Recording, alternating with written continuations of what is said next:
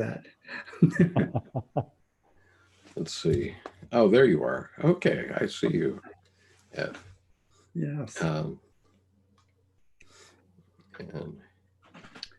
Well, some of us have maybe dark. I'll introduce the people who are here to Ed, so he knows who Good we're idea. dealing with. You've met Skip before. Yes. Hi, Skip. Hi, Ed. Nice to see you. It's good He's to see you. in the Washington, D.C. area. Oh, very good. And Nancy is coming to us from Reno, Nevada. Hi, Nancy. Khushbu is in Bangalore, India. Oh, Khushbu. So she's always straightening us out, giving us the Eastern perspective on Very good. on our silly Western ways. She can help me, that's for sure. And Miles is in Canada. Miles? I can't remember what city you're in. I'm in Calgary. Calgary, yeah. And forgive me if my camera is off, but I'm just having my bowl of porridge and oat milk.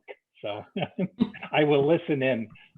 Well, Khushbu's got some mango to add to that if you don't Great. mind a digital version. Oh, I'd love that. Will be a nice addition to my porridge. And then Sandy is in San Diego. I think the town was named after her. Isn't that right, Sandy? Hello, Sandy. Hi. And I suppose we'll get some more people as time goes on. But let me just introduce Ed a little bit. Ed is a professional psychotherapist and has been in that field since the 70s, I think. Isn't that right? Probably more like the 80s. Yeah.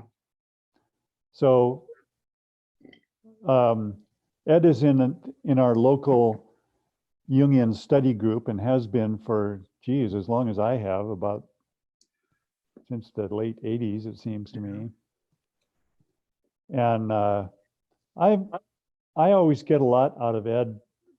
For one, because he is very, very relational, and I am very inspired by that. I remember being in a conversation with him a couple of years ago about ISIS, and I was talking about this little documentary I'd seen about these schools that the ISIS has put together for their children, or the children of somebody that they kidnapped or something, where they're teaching these little kids how to do military maneuvers and bomb making and all this ridiculous stuff.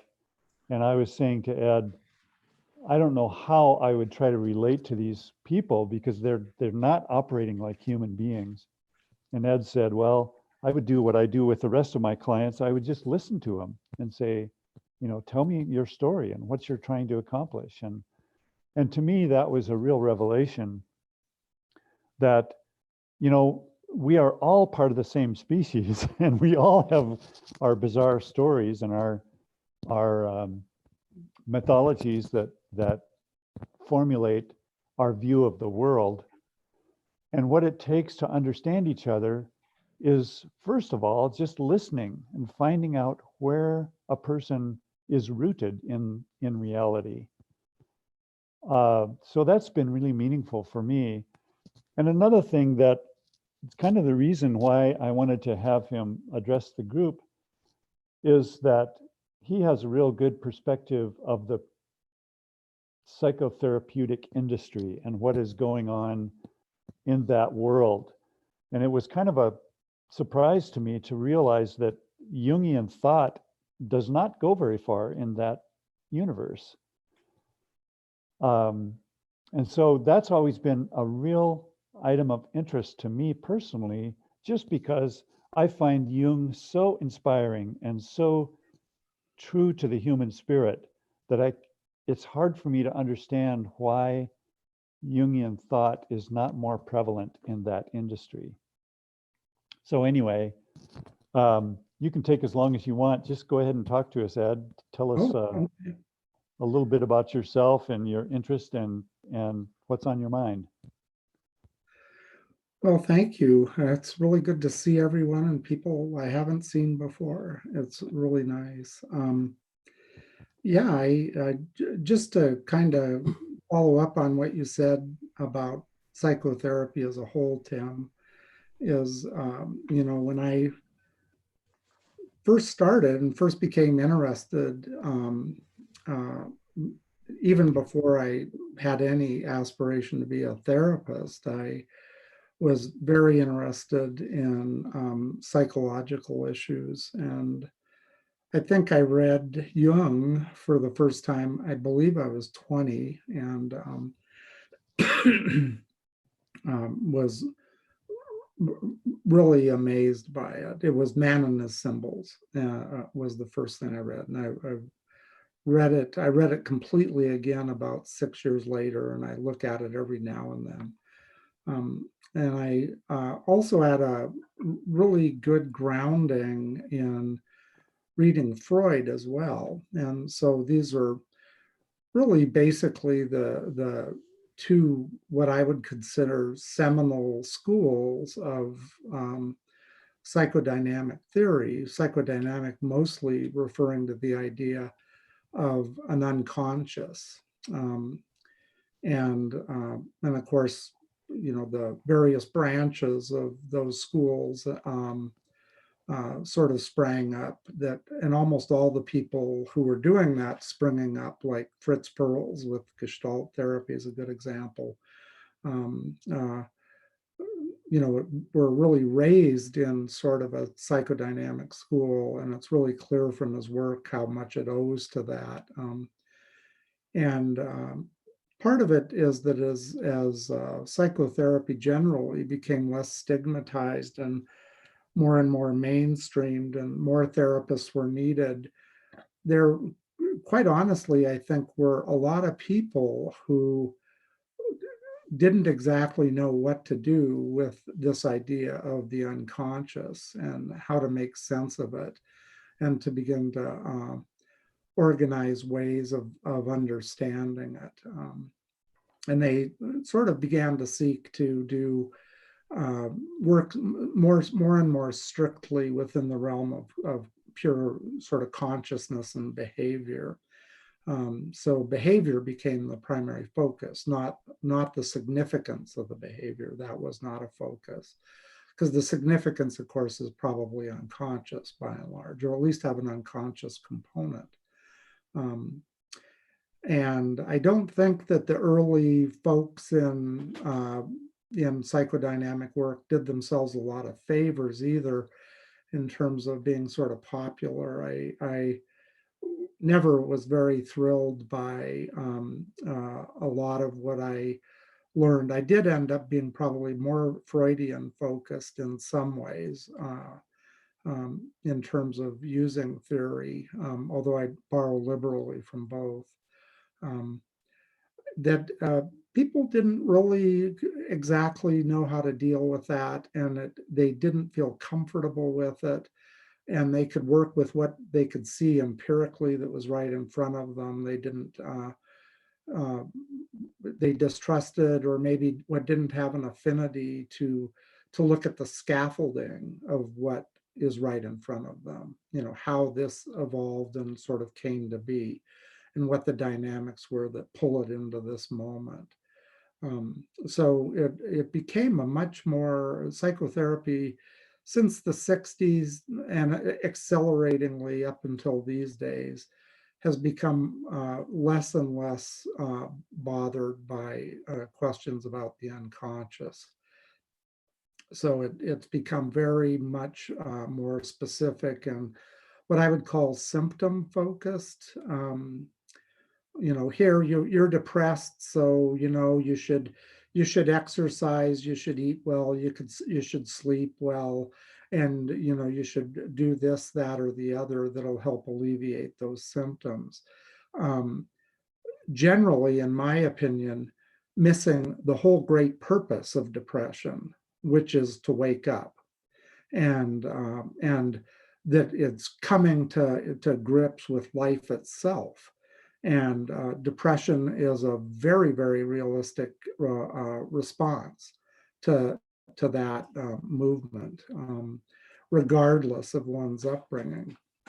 So it really is. I'm definitely a minority here in Helena, and I suspect that most people who are truly psychodynamic, there are a fair number of people who will claim it, but they don't actually seem to use it that much.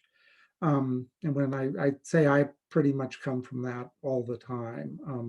I certainly use other elements of like cognition and behavioral things, but it's much in a much more minor key.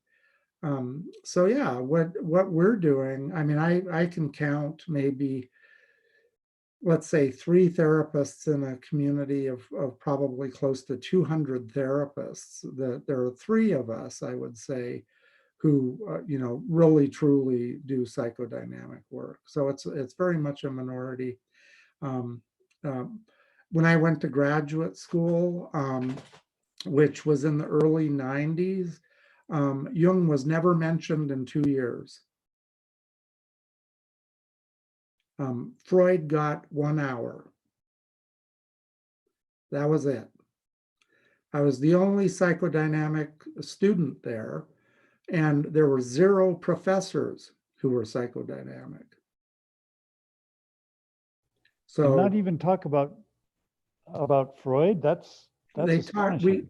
We got 1 hour on Freud. So what's the alternative?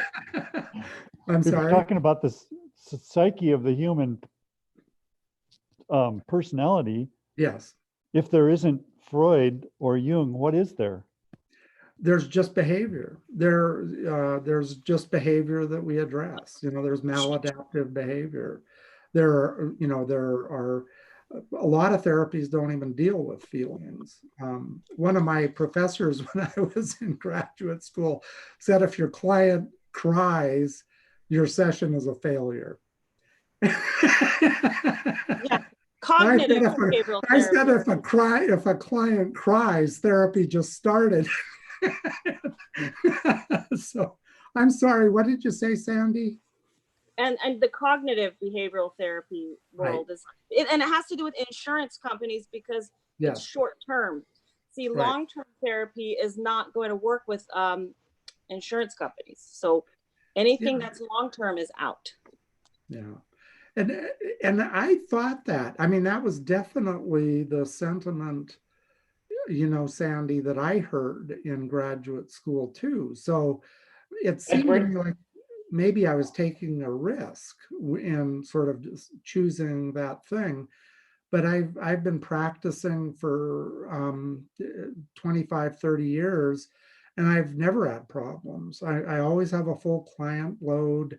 I have, I get about 50 or 60 referrals a year. I take about 3 of them or 4 of them maybe.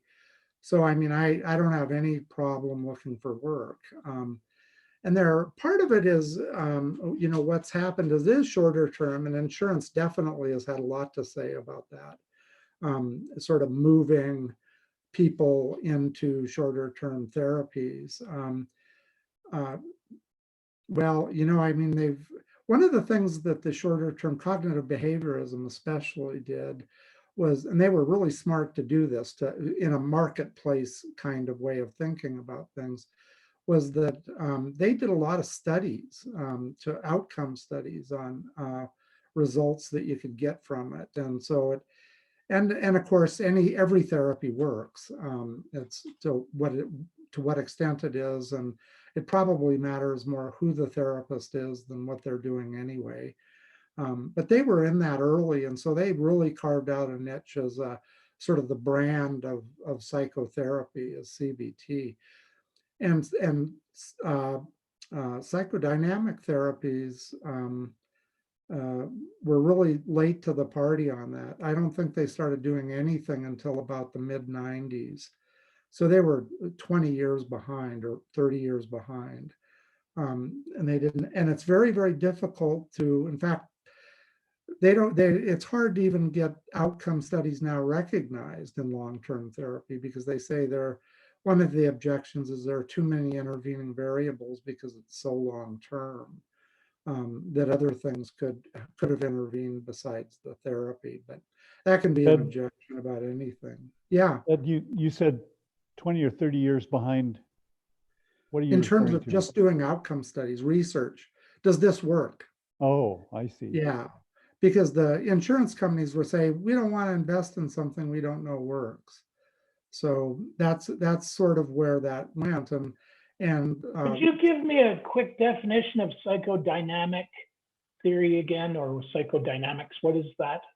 What I would say, the simple thing is that it addresses unconscious processes. That's the simplest way I can say it. Okay, that's great. Yeah. If I can add, and the difference between psychoanalytic psychotherapy and psychodynamic psychotherapy is that instead of being 4 times a week on the couch, you're basically sitting up and you're doing less frequency of sessions. Typically, yeah, I think that's really true. There's a very specific technique with psychoanalysis, and psychoanalysis generally there's no school of psychodynamics. It's a collection of different therapies, like Jungian stuff, Freudian stuff, object relations people, self-psychology, ego psychology.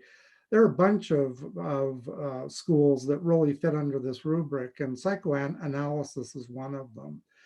It's the father of them all. That and Jungian are really the fathers of them all. But to me, what sort of pulls them all together is that. But yes, the psychoanalytic, there's a very high emphasis on technique.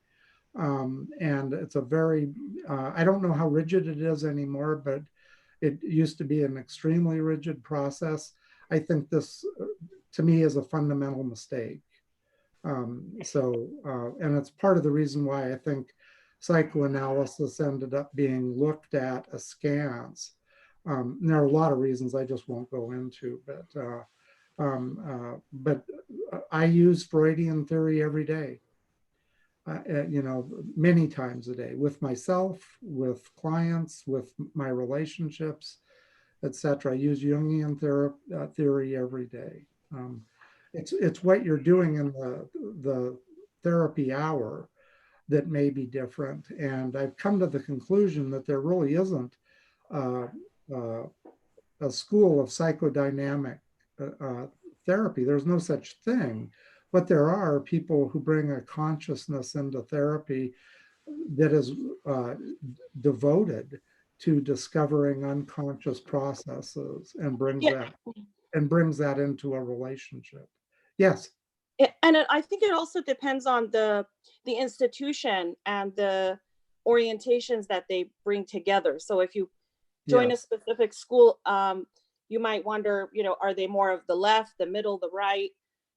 Do they have Lacan? Do they have Jung? Do they have different object relations, this and that? So it's kind of like a hybrid each and every institution that you get trained in. Right, and that's exactly the case. And they all sort of have a model of how they do things. And to be honest, I think if any expert from any one of those schools were to watch one of my therapy sessions, they'd all say I was doing it wrong. Because I don't, to me, what is happening in that moment, in that intersectional moment in the relationship is what determines an authentic response from me, not a theoretical response or a way that I'm supposed to present myself as a blank screen to be projected on, for example, which many of these schools do. And they say that it tends to bring up transference. And let me tell you, transference happens before they've even walked in the office. So that isn't even an issue. In fact, there's been a lot of research in the last 30 years or so, starting with Mary Ainsworth around attachment, that what's called a still face experiment, which is basically what the psychoanalytic and many of the psychodynamic traditions espouse, which is that the therapist isn't really a person. They're a screen that gets projected on. So you don't talk about yourself. You don't show a lot of emotion. You're just to be projected on. And of course, what they found in these still face experiments with infants is that it makes them incredibly anxious. So, as I moved away from that idea during my career, once this research finally became available around still face experiments, it felt pretty vindicating to me that one of the problems that that approach has is that it fundamentally inculcates problems that aren't current, or it creates a problem relationally in being able to actually safely reflect on one's own internal world. And I can say this from my own experience because my therapist was psychodynamic and very much from that school. And so I was in therapy with him for 4.5 years. And he came from that school, and it absolutely did not help me. it was a complete obstacle. And there's a lot I could say about that, but there were a lot of really good things that came out of that therapy though. But I didn't, I went for therapy because of my relationship with my father. My therapist, one of the canards about some of these rigid schools is that the therapist is always right. And I would talk about my transference. I even told him I picked you as my therapist because of the transference. You look just like my dad. You have hearing aids. My dad was completely deaf. He is tall like you. You're both Scotch. You both have a beard. I mean, and boy, did I have the business from my dad. He was mentally ill and violent. And in 4.5 years, he refused to talk about my father. For him, it was all about my mother. And boy, we worked my mother really well. I thought that was great. I got a lot out of that. But did I get addressed what I actually came for? Not at all. I left feeling all I had done is repeat my relationship with my dad, which was I wasn't heard, I wasn't understood, I wasn't explored as me, as my own experience having validity. That was just simply truncated right from the get-go. And every time I would try to bring it up, he would just redirect the conversation to my mother. So those are some of the issues that I think are part of it. But it's all good work, and it is kind of there's like I say, there was value in that approach for me anyway. But it certainly informed how I might be able to be more effective. Hey, Ed, I've got So a I look question. at it. Yeah, please. And I know I'm going on too long about this. Well, no, this is fascinating. I just want to get this in before you carry on too much farther from this idea of psychoanalysis. And this is something I have not really understood. Is the point of laying on the couch and not being able to see the therapist, is that trying to minimize the character of the therapist to be so that the therapist is more of a screen? Is that what that's about? I don't think so. I think it serves a number of purposes, but I think the primary one is that the chief thing that the psychoanalytic pursuit is about is getting to the unconscious things. And Freud felt that the best way to do that was through free association. So whatever comes into the client's mind. And if they're directly looking you face to face, they're too preoccupied with this present moment. And so they aren't they're relating instead of free associating, if that makes sense. What I found, of course, is that the relating is free associating. So it's it's just a different way of understanding the same thing. But that's my primary sense of it. it does fulfill a few other things. It allows the therapist to not have to deal with the intensity of the subjectivity of the client and to be able to be more objective and analytic about it. So that's a part of it too. But the primary reason, I believe, was for free associative purposes. May I add something? And then if you could give me some feedback whether I'm accurate or not. So I did 10 years on the couch. Oh, you did? Wow. Yes. And I was figuring out how it all was working, but, you know, and I studied it while I was feeling the anxiety of it.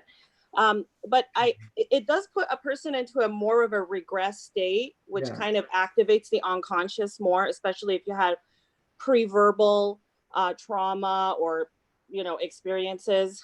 So if a person is a lot more compromised, in fact, it's not recommended that they're on the couch because they really do need to see the therapist's face and sit up and be like a little bit more defended so that they're not as vulnerable, because they could kind of lose touch with reality rather rapidly if they don't have the proper faculties when they're laying down. Right. I recall reading somewhere that Freud just simply got tired of looking at them in the eyes. Right.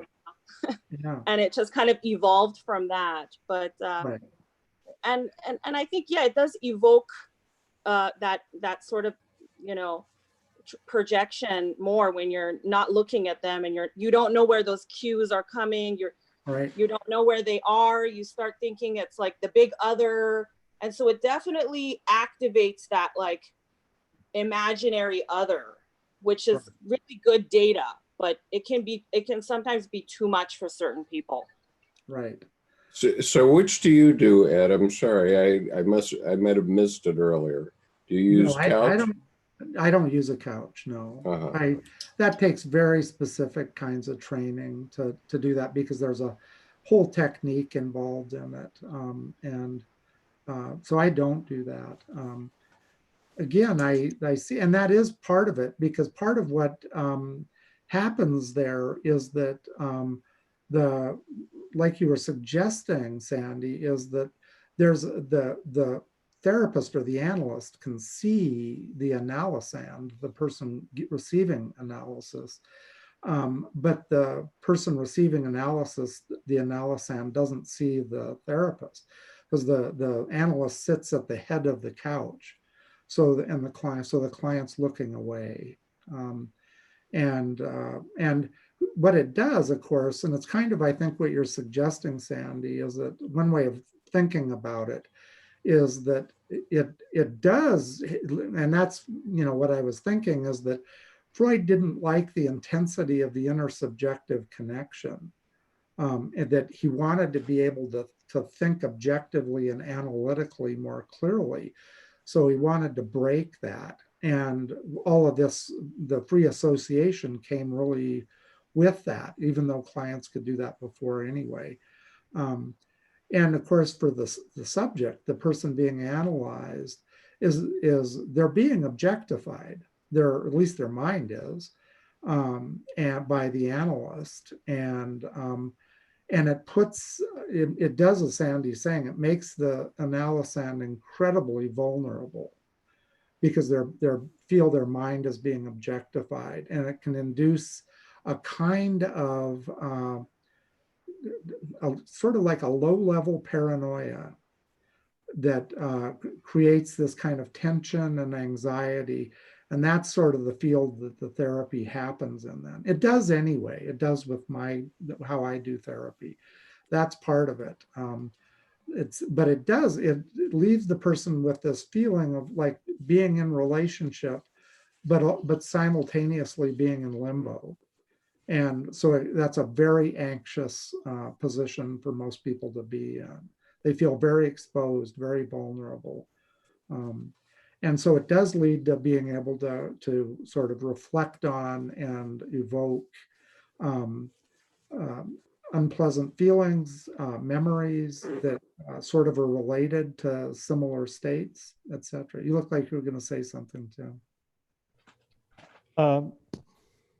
Well, I'm a little bit stuck on what you mean by it takes so much training to be able to do that well. Are you talking about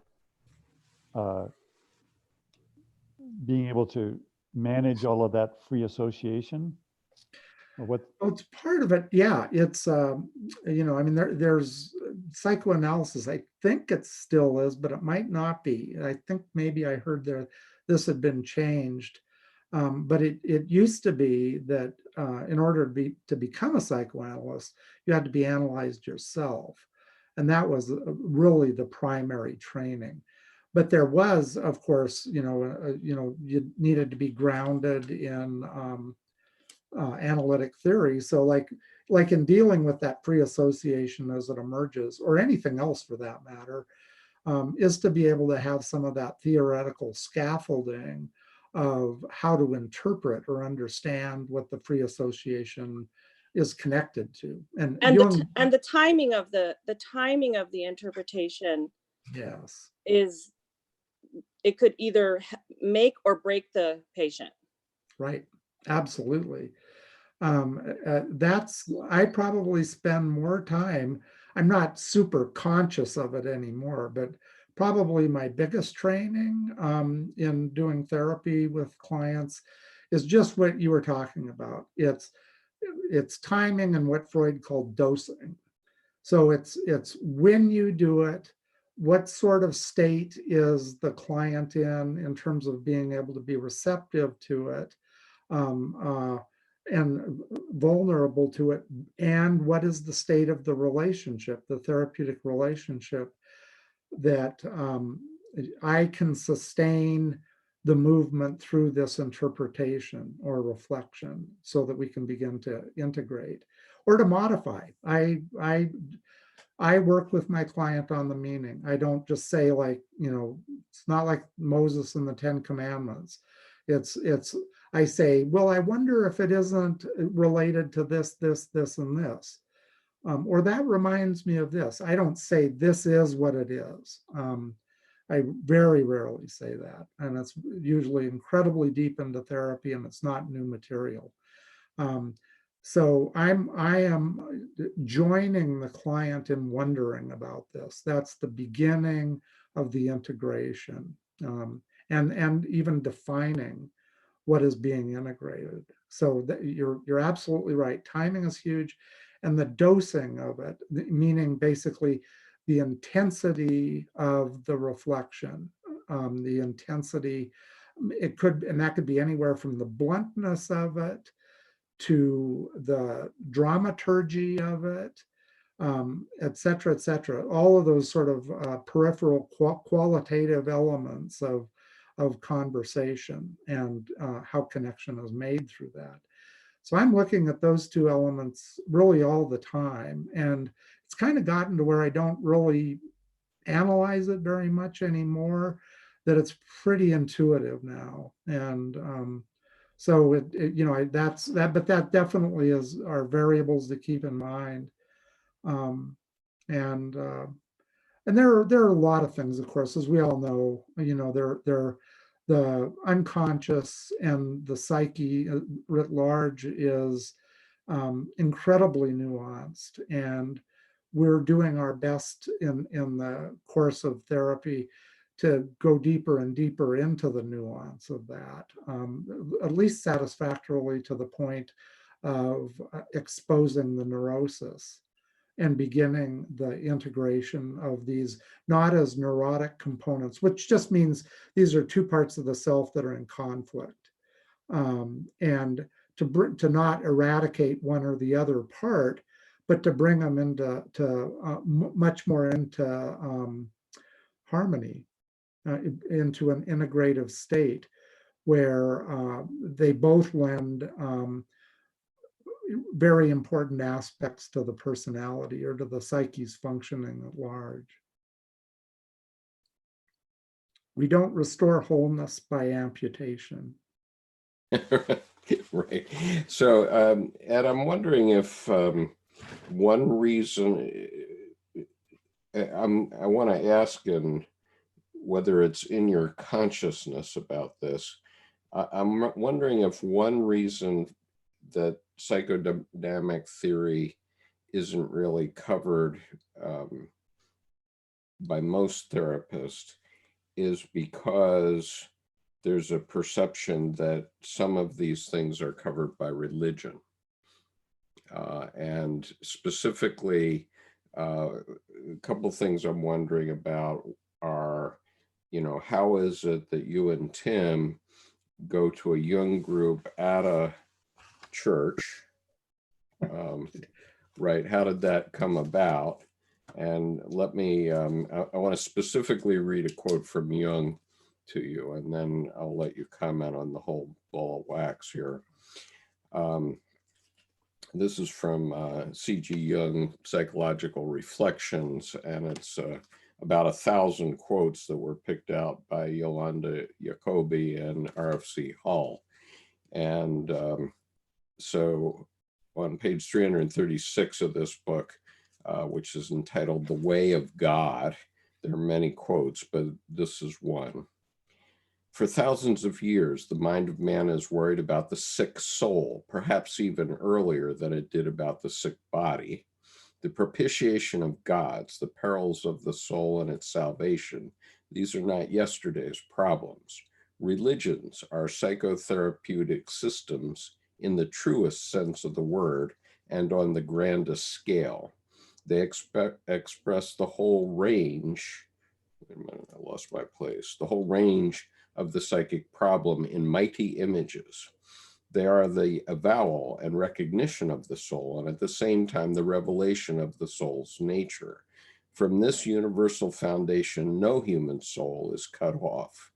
Only the individual consciousness that has lost its connection with the psychic totality remains caught in the illusion that the soul is a small, circumscribed area, a fit subject for scientific theorizing. The loss of this great relationship is the prime evil of neurosis.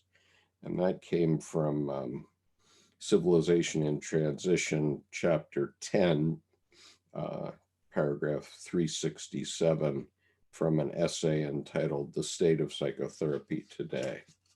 So I just want to ask about that. Well, I think that's a really interesting reflection about the conjunction of religion and psychology, I guess, if you will. Freud, of course, was well known as an atheist and wrote one treatise called The Future of an Illusion, which was about basically, eventually, we're going to get over this idea that there's a God, that this is simply a projective process about, a dominant male, and we're weak in the universe, and we're going to live and die, and there's untold horrors that can happen in between. So we need some kind of totem to protect us from that, and so it's sort of it's a projection. That was fundamentally sort of his point, I think, with that. But it was he clearly disavowed belief in God, and as a result, he was far more a scientist, of course, which is a very good and logically sound methodology for sort of dealing with empirical reality. And there's a lot of good, of course, that comes from that. But it does tend to, of course, be reductionistic in a material sense. The credo of science is if it isn't physical, it's not of interest. In fact, they've even taken it to an extreme now, what's called, what I call, and is generally called, material reductionism, which is that all things in the universe are made of atoms, and anything beyond that is just our imagination and a delusion. So there, so it's that's pretty cut and dried, and it kind of leaves religion out of it. That what I would call, like, I think religion really has two fundamental parts to it. There are a lot of parts to it, but two fundamental parts is I don't think it would exist if if we weren't mortal. I think that's, I really believe that. I don't believe would be any need for religion.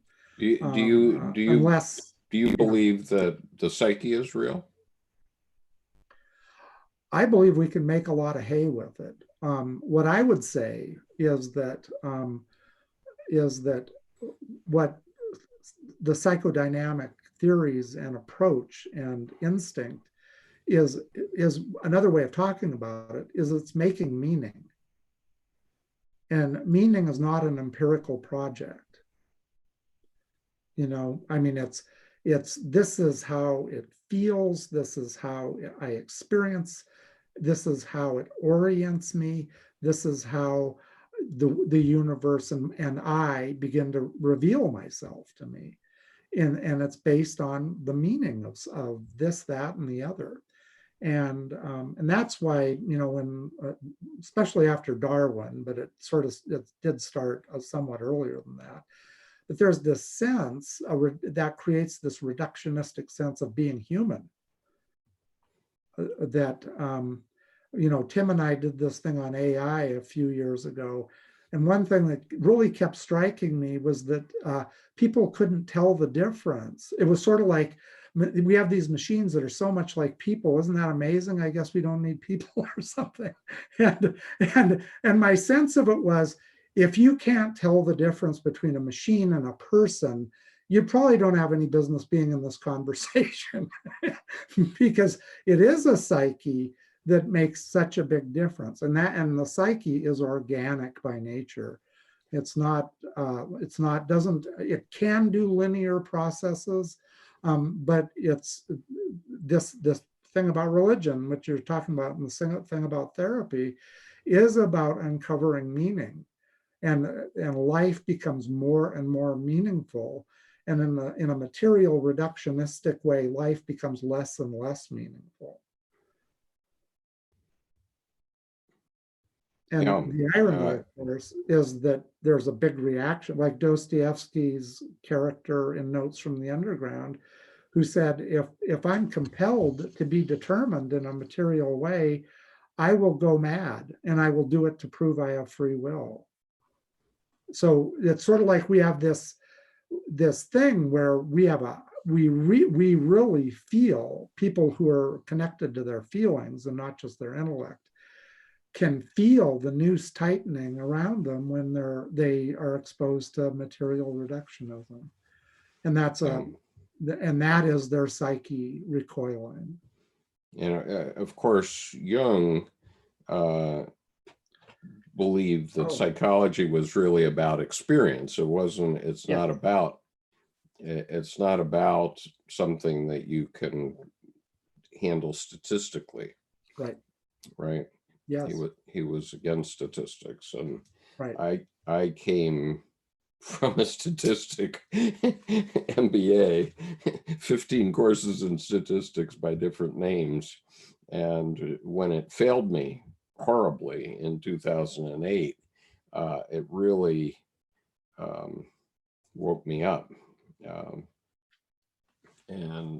But let me revert to the earlier question then about how the Jung group in Helena got going, and what does it have to do with the church that it's conducted in? Go ahead. Well, the minister we had at the time was pretty influenced by Jung, and particularly the personality types and Myers-Briggs. And there was a movement in the state government to test people in Myers-Briggs, and they had training sessions, and seems like we had a couple of people that were involved in taking state employees through the Myers-Briggs. And I don't remember what the association is. Maybe you do, Ed. But I came in a little after it started, just a few months after it started. So I wasn't there for the inception. Now, that was in the late 80s, right? Yeah. Okay, well, that's when I went to all the senior schools in the military, and they all taught Myers-Briggs. and all insisted on it, as well as the Center for Creative Leadership did, which is a civilian school in Greensboro, North Carolina, but which you have to go to it if you're a selected brigadier general in the Army. You can't, they won't frock you as a brigadier general unless you've gone to the School for Creative Leadership. And of course they teach Myers-Briggs there, among other things. So there wasn't really a connection between the church and this group, only that the minister. okay, we do. And, yeah, we do have a Presbyterian minister in this area in Catonsville, Maryland, who is very Jungian oriented, named Ken Kovacs, and he can be found on internet because he puts his sermons online, and they're often Jungian oriented. I wanted to ask also about the transference, because I don't think average civilians hear the term transference very much. And I know that in Jung's and Freud's first conversation, they were talking about the transference. And in my experience, and I'm not a trained psychologist by any stretch of the imagination, I've never taken a psychology course. I've only read Jung and read Freud around the edges a bit. But in my own experience, I know, for example, that when my mother died, my feelings toward a woman as my mother transferred from my mother to my mother-in-law. Okay, my mother-in-law now lives in an apartment that's cattywampus to my apartment, and she was here for Mother's Day breakfast this morning, and although I have no biological connection with her, you know, for me, she's like my mother in many ways. And so I wonder if you'd address that, and whether that would qualify as a transference in your view. Could. Typically it's, you know, it seems like the way that we're made is, you know, we, as infants and young children, we really internalize our parents. I mean, infants are so needy. I mean, there's no other species that gives birth to their offspring that are as weak and inadequate for so long as the human species. You know, deer drop out and they can walk. It takes a human being a year just to do that. So they're very, very dependent, and so they're dependent on specific people, and because of the familiarity they develop over time, they bond to that person. So the theory is they're internalizing that person, who that person is. They're also actually inferentially internalizing who they are, who that infant is, based on the way that they're treated by the mother and the father. So and because of that, they also internalize the whole relationship, that this is the way relationships work. All of those become primary templates. They're the first templates of psychological life, and so we carry those templates forever. They don't go away. So we always have them, and yes, we can end up in a relationship. Transference is typically reserved just for the therapeutic relationship, but the phenomenon, of course, happens all the time. You know? It's this thing about first impressions. That's a really good example of it. I read a really interesting study maybe 15 or 20 years ago that about college professors, and you know, what would determine students' responses, how they do those evaluations at the end of the class, at the end of the semester, you fill out an eval form for the professor. Well, in this study, what they did is they stopped the first class of the semester for given groups. They stopped the class 20 minutes in and gave some similar version of, what do you think of this guy or this person? What do you think of this teacher? And they'd fill it out. And at the end of the semester, they correlated completely with how those people experienced the professor. So the opinion is formed just almost instantly.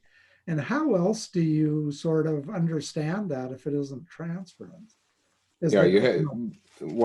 Obviously you have to understand whether someone is a friend or foe. Identify right. Friend or foe, right? Right. That's a fundamental of the military. You have to be able to identify friend or foe immediately, and so is it innate, or it's something that a child learns in the first 2 months or something, or first month? Well, it is. Go ahead, Sandy. Well, like maybe you could add to what Skip was trying to ask in the terms of positive versus negative transference. Yeah. And again, it's built on the same templates. If this is something that I associate positively with someone, it tends that direction. If it's negative, it goes that direction. And one of the things that's interesting, of course, is that one of the primary defense mechanisms that is an infantile defense mechanism. So it's one of the very original ones, along with projection and a few others. Denial is also a very primitive one. Splitting is just what you just said, friend or foe, friendly or not, comforting or not. And it's very black and white. It's completely one or the other. And it's because it is based on survival. I mean, it comes out of that instinct, is that you have to make a decision really, really quickly in some cases. And as infants begin to correlate love and warmth and care and nurture and being fed and being played with and taken delight in, with those various elements, as opposed to indifference or abuse or other things like that, which end up, of course, being very negative experience. And of course, during the course of time with any parent, the full range appears in the infant and child's psyche and their experience of that parent. So it does end up forming, again, these sorts of templates of what's good and what isn't. And unless this is, I think, the crucial thing as far as therapy is concerned, unless those preferences and those paradigms aren't consciously exposed, the individual is completely at the mercy of their unconscious, making all kinds of choices and defining experiences that are incredibly limited. So that's why working through transference, I always know therapy's almost over when my client sees me as me, and we don't even have to talk about it. I can feel it. That it's not what or who I represent anymore. It's that they are completely themselves with me. And right. Go ahead. Okay. We have a couple of questions here from the YouTube chat, which I'd like to address. Yes. One came in right at the beginning, and this is from Brendan Burt, who said, do you think that Jung's negative anima actually describes a woman with borderline personality disorder or a secondary psychopathic woman? Boy, that's an interesting question. I'm not sure I quite have enough context to answer that. I think generally, I think it depends on the woman, doesn't it? It really does, and it depends on the man. And it depends on their experience right. with women before, probably particularly their their mother or primary caregiver that's female. And then one other question, a question for the Q&A time. What are some expressions or indications of the existence of the collective conscious or subconscious? I'm sorry, could you say that again? What are some expressions or indications of the existence of a collective conscious or subconscious, unconscious? I don't know, do you use the term subconscious these days? Well, subconscious is, there's a technical difference between subconscious and unconscious. Mm-hmm. Unconscious is a new revelation. It's I've never thought of this before, I've never seen this before, is when it springs into consciousness. It has this sense of freshness to it. Right. Subconscious is something that, say, for example, I have a client who's exhibiting some anxiety because they're drumming their fingers. You know, I can say, for example, I can reflect that and say, I'm wondering what the drumming of your fingers means. Is it about anxiety, or how might that be? Even though they weren't focused on the fact that they were drumming their fingers, it's not a revelation when I say they drum their fingers. They can bring their consciousness right to it. Yeah, and they know they were doing it. I know exactly. That's sort of the difference between those two. But I think that and I'll try to get to both of these. I think the anima thing is a really good question. And you know, I'm taking it that you don't mean Carl Jung's, specifically his anima, as opposed no. not Carl Jung's anima. That would not be good. He's not here to defend himself. Right. But I think I like the way you're saying it, because it's an interesting way of thinking about it, because anima is both can have many aspects to it, because it you know, just as any woman would have many aspects to her. The part that I think that typically becomes the most focus, like in therapy though, is the part that goes unexpressed or reacted against, like men who have a lot of difficulty being tender or gentle. You know, that they may be exhibiting sort of this repression of anima because they were culturally raised to do that, because they would be seen as womanlike or weak or etc. And that just wouldn't fly in the culture, or maybe with the parents. And so there was a repression of that aspect of anima, and the activation of, in that case, a specific defense mechanism called a reaction formation, where men act macho in direct proportion to their vulnerability. You know, the more macho they are, the more they're covering, more vulnerability they're covering up. So anima can be seen that way, and that's certainly a positive way. That's the nurturing part of the borderline, you know, maybe over nurturing even, or overly intrusive, but it's in that same arc, I would say. And then there's sort of the devouring maternal figure that all men carry as a primitive fear, because mother is so much larger, and mother generally has, even if she has repressed anger, it still is felt by the infant. I mean, and this is where you can get into some ideas of collective connection too, just parenthetically. So it exists, both of those parts exist, and really everything else in between in the anima. What gets focused on, what aspect of anima that comes into focus for a given therapy, let's say, typically is the part that's problematic, that's unintegrated, that is highly defended against, and that's repressed. Yeah. So that's how I would respond to that. We all are borderline. Borderline is just an infantile developmental phase, and even borderlines aren't borderline all the time. Their dynamics get activated, and that's when we see them, and we want to say that. But we're all activated. We all were infants at one time, and that's so being borderline is fundamentally part of who we are.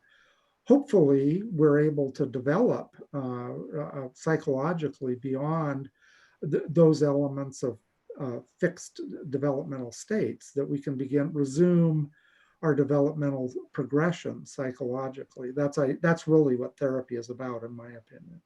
So whatever the hang up is. Right. Go ahead. Yep. Okay, so this person who asked the question about the conscious and the subconscious, Yes. said, sorry, then I meant the collective unconscious.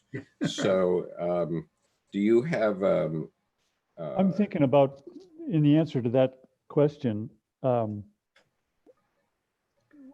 when the U.S. went into Iraq, that was an expression of a collective psychosis that we're all horrified by Saddam Hussein and the repression of rights in that country. And it seems to me that what President Bush did at the time was constellate our individual shadows and our collective shadows by saying, this is the evil guy. All we need to do is take him out. It's going to take 6 weeks. It'll be really cheap, and all of our problems will be solved. And to me, that was totally a collective incident. And we're seeing the same sort of thing with Trump, that Trump has this kind of magnetism that seems really strange, because he's such a weird character and he's so unlikable, but he expresses something that rests in our collective shadow, that all of us want to say, well, damn you all to hell, let's just throw something in the machinery because we're pissed off at who knows what. Right. But an example of the collective conscious or collective unconscious, which is on the positive side, as opposed to war, which is obviously on the negative side, would be the cathedrals of Europe, which are a manifestation of collective effort over typically 100 years. Every major cathedral in Europe took 100 years to build. And they had many uses beyond just services or religious rites. They, in bad storms, for example, they'd bring the cattle into the cathedral and keep them there so that they would be safe from stormy times. And they would have the county fair there and various things. And so that, unconscious, when I say unconscious, because the people didn't really know why they were doing something that they would never see the finish of in most cases. I mean, it was only the third generation that would see the end of the cathedral. And that actually happened to the National Cathedral here in Washington. And just for clarification, I don't live at the center of all ills, Washington, D.C. I live in Annapolis, Maryland, which is the first capital of the United States. And it's a lovely colonial city. And unlike colonial Williamsburg, which has become a theme park, we actually live in our colonial city. But anyway, going back to the cathedrals now as a collective manifestation. Or a manifestation of the collective unconscious. I mean, what would you say to that? I think that's good. I think there's a lot to, the idea of a cathedral, especially in the Christian tradition, which I tend to think can be somewhat limited in its choice of archetypes. For example, the spires of cathedral, that is reaching to heaven. And Christianity, I don't believe Christ was this way necessarily, but I think Christianity definitely became a religion that viewed our bodies, our flesh, as the source of sin. And so you don't necessarily see archetypal things that point to the earth in Christianity, for example. And so it kind of gets lopsided. I mean, the one thing, of course, that anybody can think of is Christ was entombed after his crucifixion, but he got out. That's how bad that is. That's how bad the earth is. Interesting. So I think it creates a repressive kind of mentality. Of course, what you eschew archetypally and don't bring into integration. And I think that's an example of sort of the other side of that collective unconscious desire for the spirit, sort of sky sort of direction. Right. But all of these are true. You can find these pretty much in all cultures, these kinds of expressions. There seem to be completely inimical to human existence. You just find these things everywhere. Right. There are rituals around birth and marriage and death, and there's just this incredibly strong pull to somehow ritualize that, to bring it into full reality for the psyche, which is actually kind of what I was going to talk about today a little bit, was what I would maybe using that question as a springboard into it is, my question would be, talk about repressing things, is, at least in America, I'm not sure how it is anywhere else necessarily, but we definitely have done our very, very best in the last 100 years to get rid of death, to just banish it from consciousness. But of course, it's always there. In fact, I don't know. I don't know if any one of you have had this experience, because it's one I haven't, and I've watched, I'd say, my fair share of the news on the coronavirus and on people dying, and and the sort of the various horrors associated with being afflicted with it. I yet have, and so it all gets referred to. There's a death count, which we watch carefully and all that, and death gets alluded to, and the anxious scrambling for personal protective equipment. There's all this anxiety around it, this churning around it. And I wonder if any of you, in maybe to whatever media you're exposed to, have you ever heard anybody actually talk about death? Well, I mean, people are talking about what it's like to die in the ICU. Right, objectively. Objectively. Right. Right. Yeah. Right.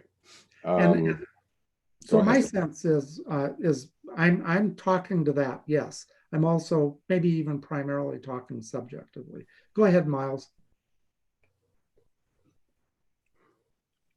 Sorry, I was fat finger hit the wrong button. Yeah, I've got a lot of questions. This is a great conversation, but to your answer, has anybody ever talked about death? I've shared this in previous conversations on this channel. When I was in junior high school, so I'm thinking grade 8, in social studies, we were watching, studying the indigenous people, and they showed an old film that was portraying life, actually documenting the indigenous life of the Inuit in northern Canada. And this one scene is this old man who's trudging along the ice as they're moving for the seal hunt. He just decides, okay, I've had enough. And he sits down in the snowbank, and the family, there's some sort of ceremony. Like this, there's no English being spoken. This was all in the native language. And they give him a whole bunch of stuff and make him comfortable and say goodbye. And he's smiling away, and they walk off, and I guess he just freezes to death, Right. So anyway, that was death presented to me as an impressionable young kid. But there was no debriefing about what we saw. And, this is still like, what the hell was that all about?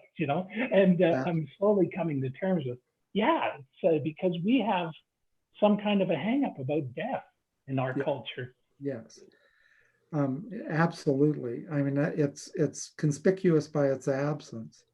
And it's so fundamental, right? I mean, we have life and death, and in being any sentient being, that's the foundation of it all. Of course, there really is a foundation underneath that as well, which is existence or being, that the universe came into existence.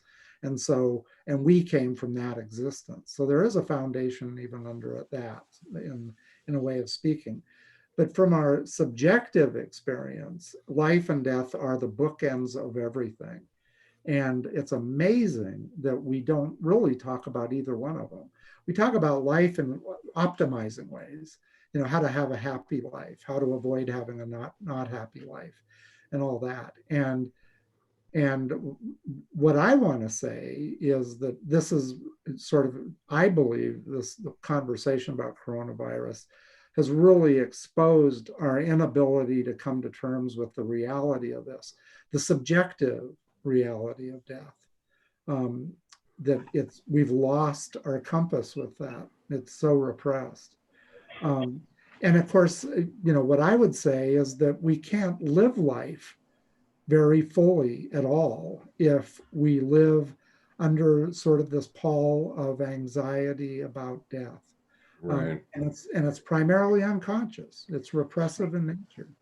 Do you think as the number of deaths continues to climb, okay, as we think of the Spanish flu, for example, there were 650,000 people killed, not 80,000 as we have now. And so very, very soon, everybody in the United States or everybody in the world is going to know someone who died. Okay. Happened to me very early, weeks ago, back when Tim and I started this process. But when everybody has experienced a death of somebody they really care about, do you think that will cause more subjective recognition of death? I think so. It's still, kind of like Miles said, that isn't necessarily processing it or coming to terms with it. Right. I remember, when I was 15, I have asthma, and I had the worst asthma attack of my life when I was 15, and I was hospitalized, and I was pretty sure I was going to die. And in fact, it was so exhausting, and my body just wouldn't quit. But I got to a point where I wanted to die. I really, truly preferred to die. And I felt completely betrayed by my body, that it kept struggling in the way that it did. So it's going to take all of us getting coronavirus in order to really process it. I'm not necessarily saying that. I think our brushes with it are really fundamentally important, though. And I was out. I became unconscious after I got to the hospital, after I'd been there maybe half an hour, I would say. And I was unconscious for 3 days. And I was really surprised that I came back. I mean, it really was kind of an amazing experience. Fortunately for my life, I too had a serious problem with asthma, and it was serious enough that got my father transferred from Norfolk, Virginia to the Mojave Desert for 3 years. And so that was back at a time when they didn't understand that asthma was often caused by allergies. And so they just took all the allergens away from me, and, and I got better. Well, the critical thing was, the critical thing that I really wanted to say about that story of mine was that my mother was at the hospital with me at that, when I went. She took me in, and after I'd gone unconscious and was out of it, the doctor told her, he's gonna die. And she was out in the hallway, I guess, and my mom was 5 feet tall, barely, and weighed about 100 pounds. And my pediatrician was, a really big guy. And she just, by her account, this is what she told me, is she pointed at me in the hospital room and said, "You go in there and save him. That's what you're going to do." And so he did. But that was the story. But after I, came around and recovered, and I was in the hospital probably another week or more after I became conscious, this was never, even though I'd been in such dire straits, and it was obviously a very traumatic experience for me, it was never discussed. I didn't know to bring it up, and my mom didn't bring it up. Nobody brought it up. It was never brought up. And here I'd gone. It wasn't even like an educational moment of, Ed, well, it's time to talk about death. This is what death is. I don't remember really having that, maybe a little bit, having that conversation. But there was nothing about my subjective experience of what I went through with that. And I've talked about it with other people, of course, since then. But this was, and my mother was I think a pretty good person, and, all of that. But it was pretty clear she didn't know how to talk about it either. And yes, Miles. Yeah, and I'm thinking if we loop this back, our inability to talk about death, it relates to the fact that mental health, and I'm just a layperson, first of all, but I came to Skip through a long journey. Originally, back in the mid-90s, a presenter who was a psychiatrist, also Buddhist, just said, "You need a spiritual spoke in your wheel." I was pretty much totally secular. And I thought, I don't know really what spiritual would be to me. So anyway, started to explore, went through a number of permutations of the church, then encountered a professor of economics, University of Amherst, and he mentioned Hegel. I started getting me interested in philosophy. I encountered Jordan Peterson. Have you ever heard of Jordan Peterson? The name sounds familiar, but I'm not familiar. He's a psychologist that has created quite a stir and become quite famous. And then from this Jordan Peterson and his YouTube, I connected to a pastor who Skip made a comment once too, and I thought, oh, this is interesting. He's talking about Jung, and Peterson talked about Jung, so I thought I better tune into Skip. Now, Skip taught me that psychology is the study of the soul. I'd never heard that. I'm now at that time I'm 58 years old back then, and I finally learned that psychology comes from means soul study. Right. So I took a course as well, coincidentally, just a few weeks ago from the Mental Health Association, Mental Health Commission of Canada, called Mental Health Basic First Aid. So it strikes me that even in these definitions, it doesn't it doesn't define psychology as the study of the soul. So there seems to be this avoidance of even admitting that we should be talking not just mental health first aid, but soul first aid. But they don't want to go there, I think, right? They don't want us thinking that, oh, you're a soul, you know, because, oh, gee, if people start realizing they're a soul, they're a spiritual being, that's not maybe very good for business as usual, right? Business as usual.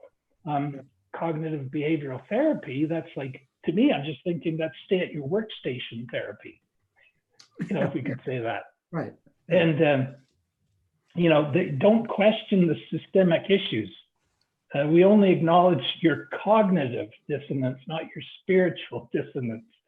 And they even, in this book, it's all mental health. You got a mind disorder. They do talk about psychotic issues in some degree, but like now the word psychotic really has a kind of a disparaging connotation to it, as opposed to saying somebody's got a soul problem, right? Right.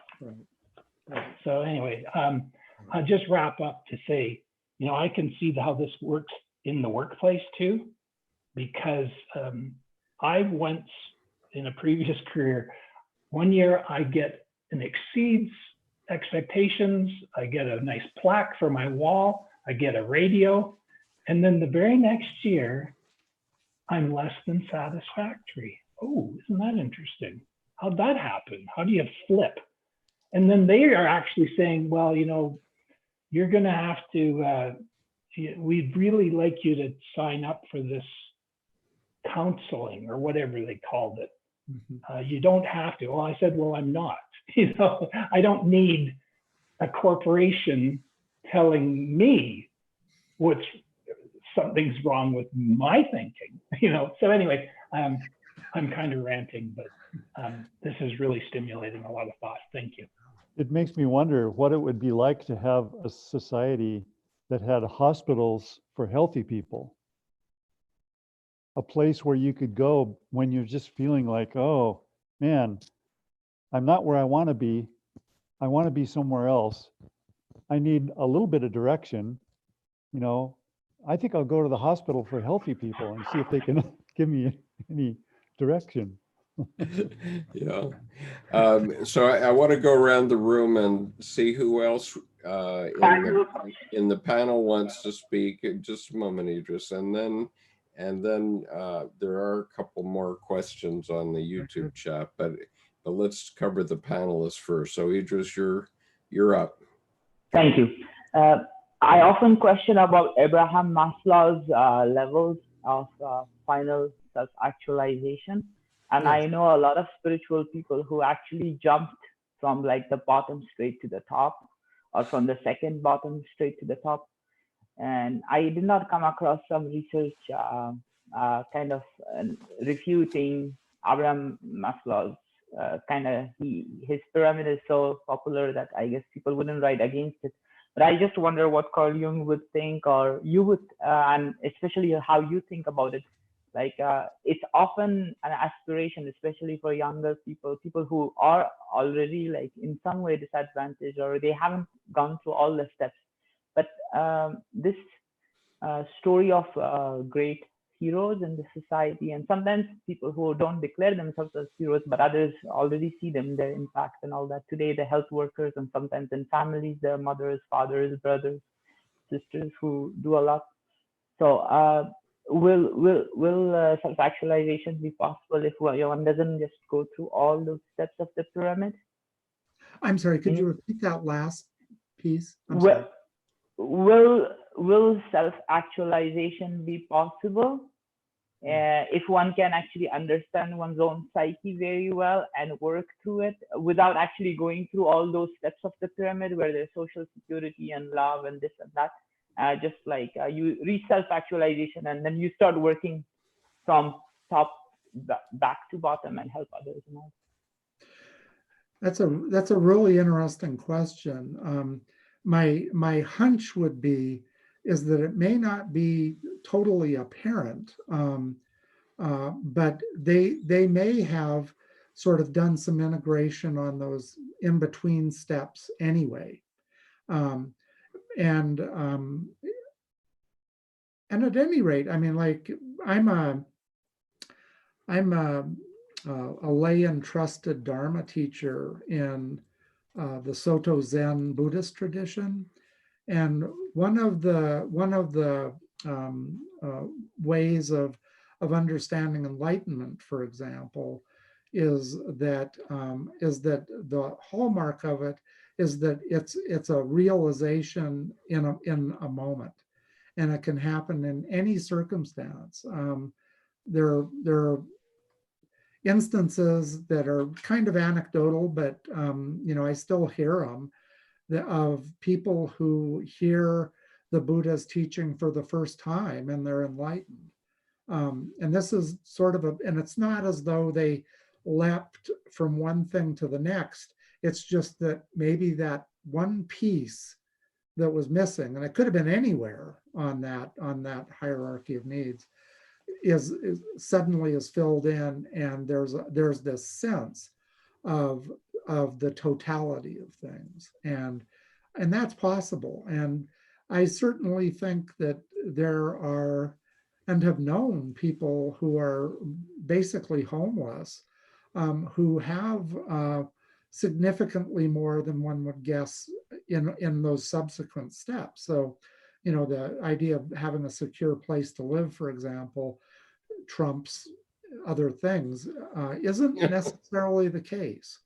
By and large, I think it could be. I would say if you did a statistical study of it, I'm sure that would be the case.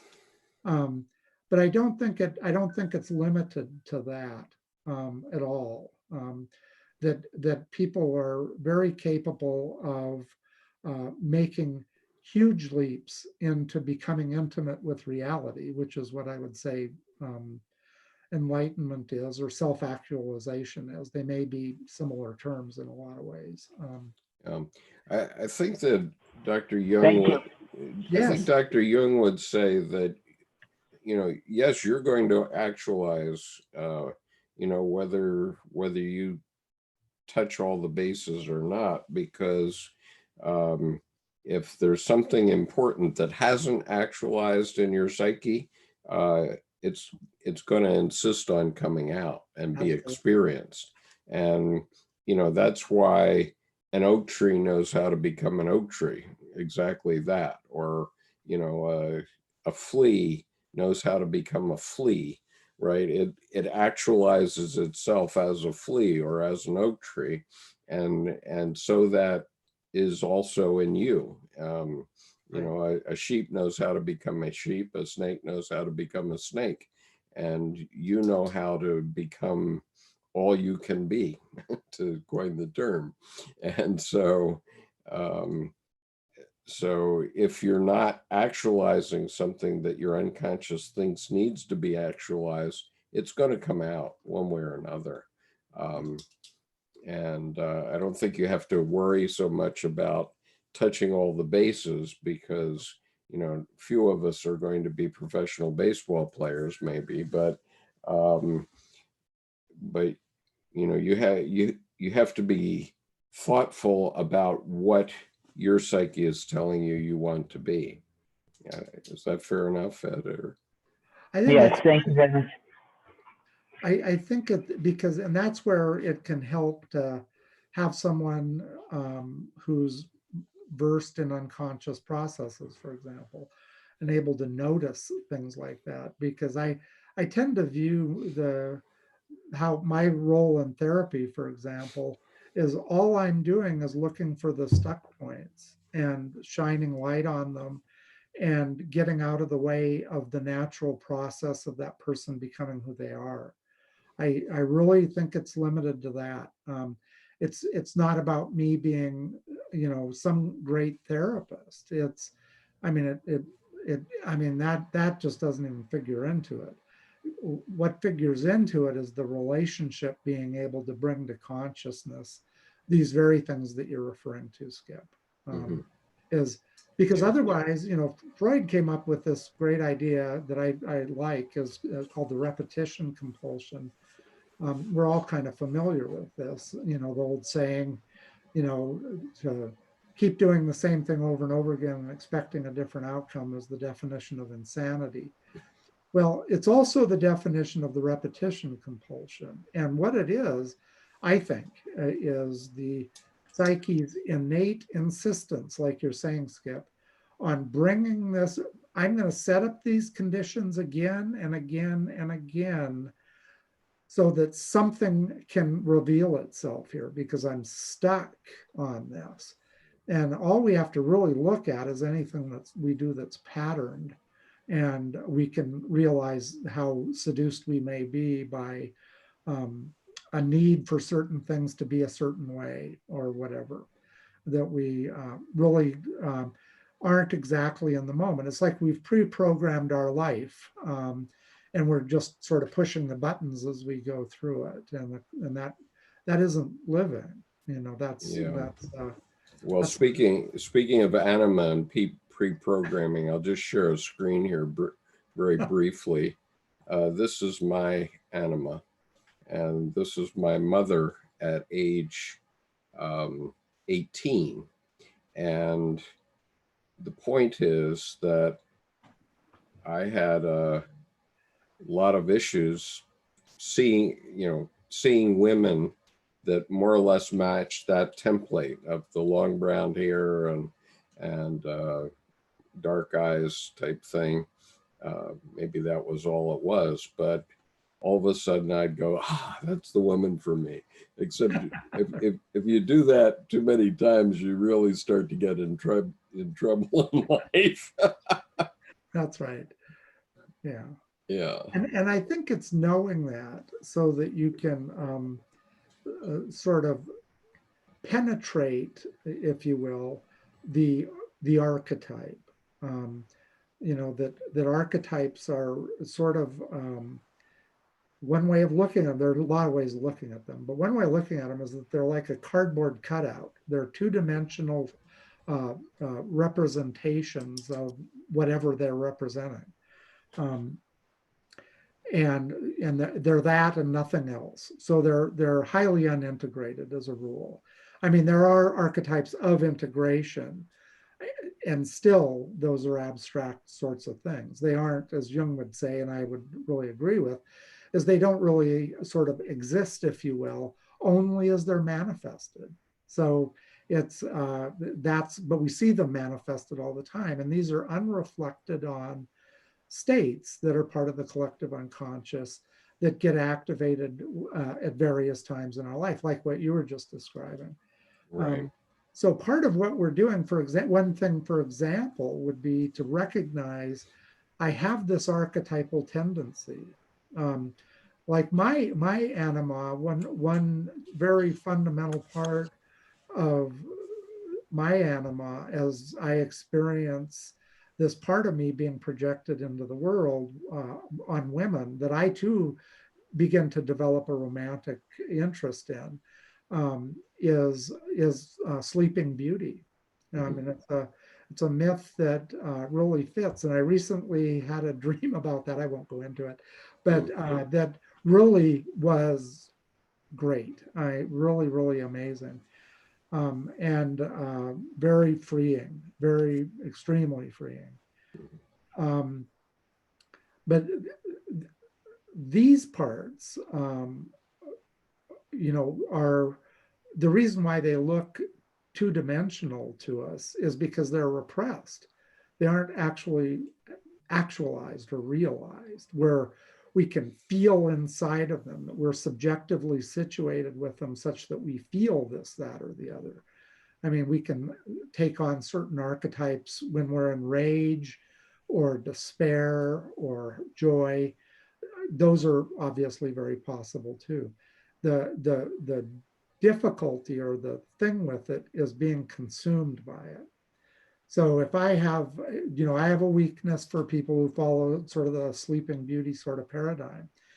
And, as I became conscious of that, and began working with that, I could begin to see more than just those elements of that person, that I could more critically attempt to connect with other parts of who they are and explore that.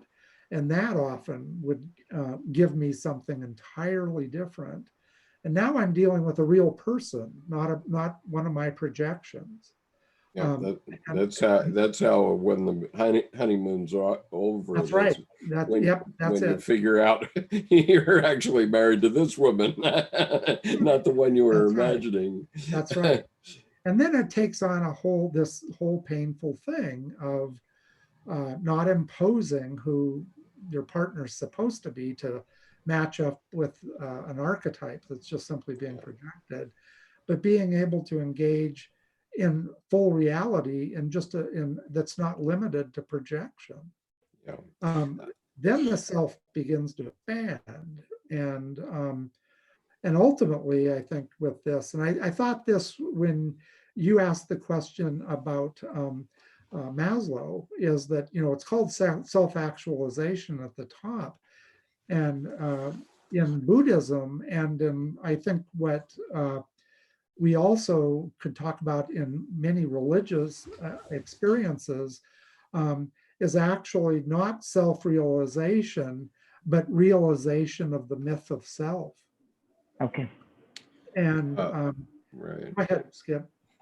Well, we need to give Nancy a chance to to speak. Nancy, are you there, and do you have a comment that you want to make?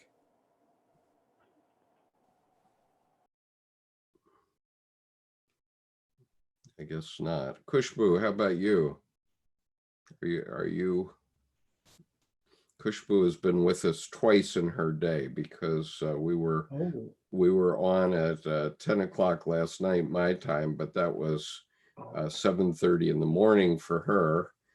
And okay, perhaps not. Sandy, did you have like anything midnight else? Her time. Yeah, that's right. It is. Sandy, did you have anything else you wanted to raise here? No, actually, I don't. I'm just really have enjoyed your contributions and kind of clarifying, the psychodynamic stuff, and it would be interesting to have you talk a little bit about, because in this forum we're discussing so many things, and we're tossing around lots of jargon, and is it therapy? Is it therapeutic? Is it education? Is it discussion? And I think there's like a bleeding of boundaries between what we're doing sometimes, and it evokes a lot of anxiety. And it would be really useful if you could help anchor us in what we're doing, and what kind of language we can use so that we are protecting the sanctity of the group. That's a good question. I think that, and it was kind of a question I had for Tim when I was talking to him about doing this, is, I was trying to get a feel for how does the group need to be protected, if it does. So I'm really glad that you brought that up. And I guess I would ask you, Sandy, because obviously you're way more embedded in this group than I am, what your sense, or anyone else for that matter, Sandy, but I'd like to hear from you since you're thinking about it, is what kinds of things do you have in mind? What might be adverse experiences or something?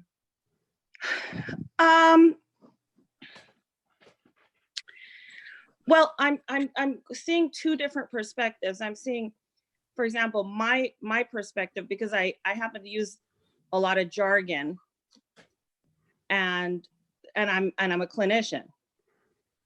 So I'm like, bring a free bird. I'm not the therapist. I get to say what I want. I don't have to hold my mouth and be silent, which is nice.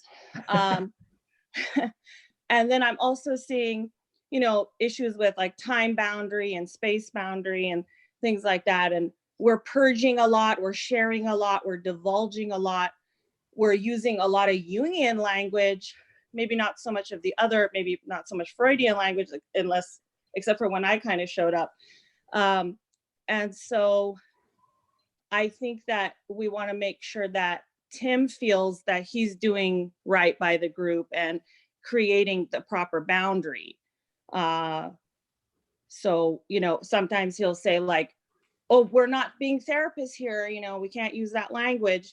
But then it's like happening in a whole nother way, which could be much more dangerous than certain vocabulary terms. So it would be really great that if you could anchor, especially Skip, because he's the one who's really working hard to make sure that things are happening well. Okay. How would you suggest I help anchor? Could I let me just address this and tell you about the origins of what I've been doing.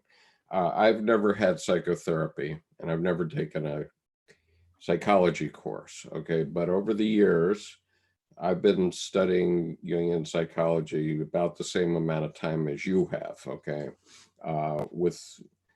and you know, I recognize the importance of it long ago, because in my Marine Corps career, I went to 4 senior schools and every one of them taught the MBTI.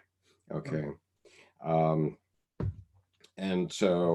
And naturally, we had a lot of discussion about the importance of the MBTI and what it meant for mission accomplishment and that sort of thing. And so then over a long period of time, then I was studying Jung, and I went through quite a few traumas of various kinds, which we don't have to bother you with here. But what I always found was, if I went to Jung, and especially as I got more facile with his work, if I pick up anything by Jung, it calmed me down, it settled me. And so my observation was that, you know, it is possible for a layman like me. Okay, I'm very educated layman in the sense that I'm a very logos guy, a lawyer, MBA, executive type guy. But if it's possible for me to just read these things and settle my own psyche to a degree, then actually that must be what's going on in, for example, women getting together over coffee at Starbucks and so on. They talk with one another, and one has an experience the other doesn't have. Or, you know, in the Middle East, you always see a lot of men sitting around in tea shops in the afternoon playing backgammon or just chatting, right?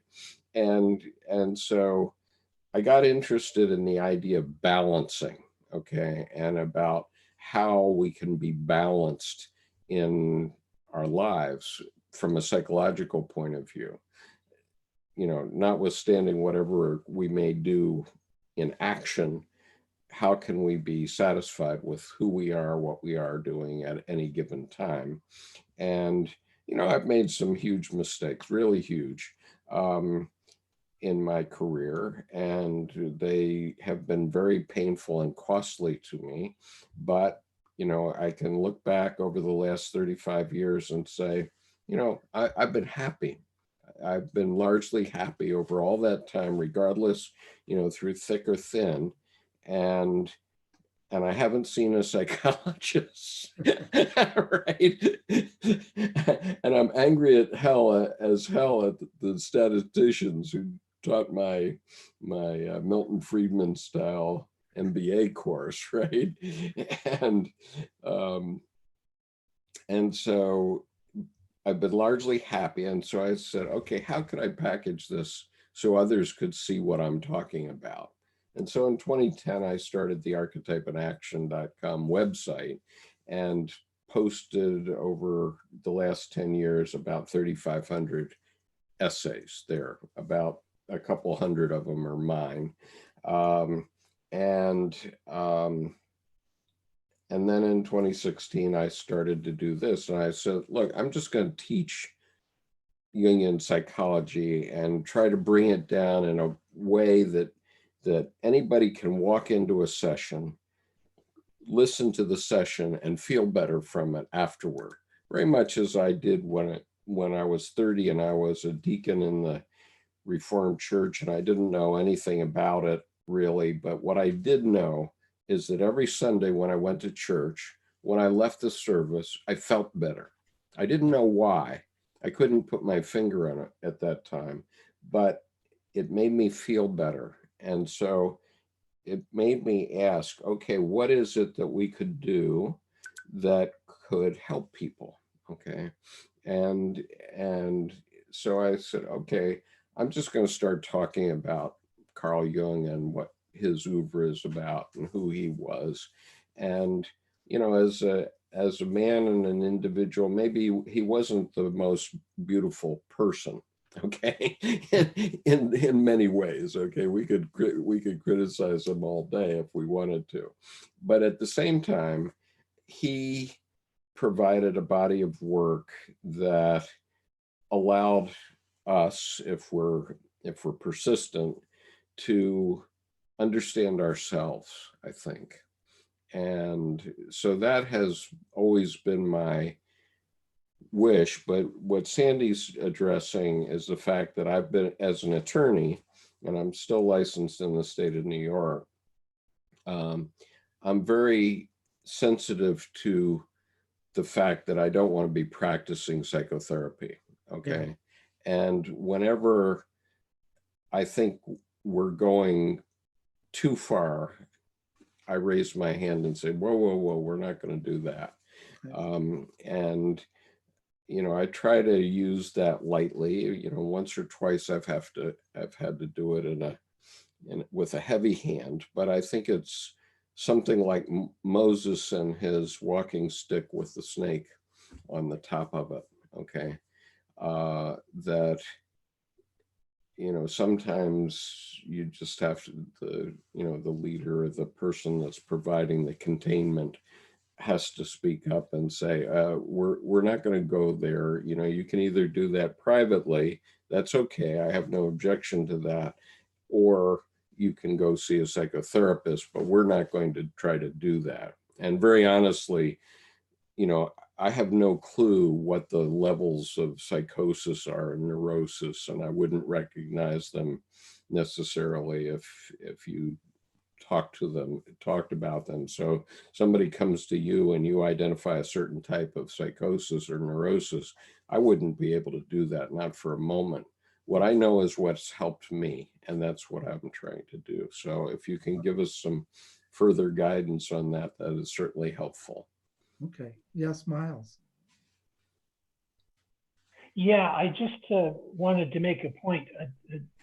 Exactly what Skip says is what happens here. We are just sharing the word of Jung. You know, Skip presents it. This is what Jung said, and then we are reflecting on it. And oh, I can connect to that in my experience. No one's here to be fixed. As Skip said last night, you know, everyone's perfectly fine the way they are, you know, but if you need help, go get the professional help.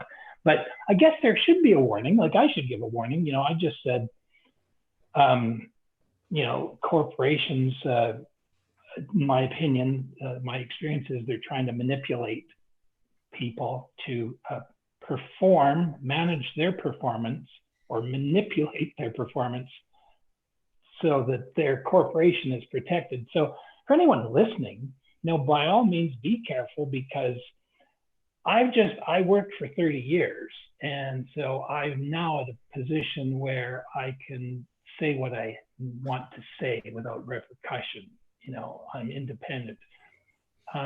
Taking on a corporation is something you have to be very careful about, because all the cards are stacked in their deck.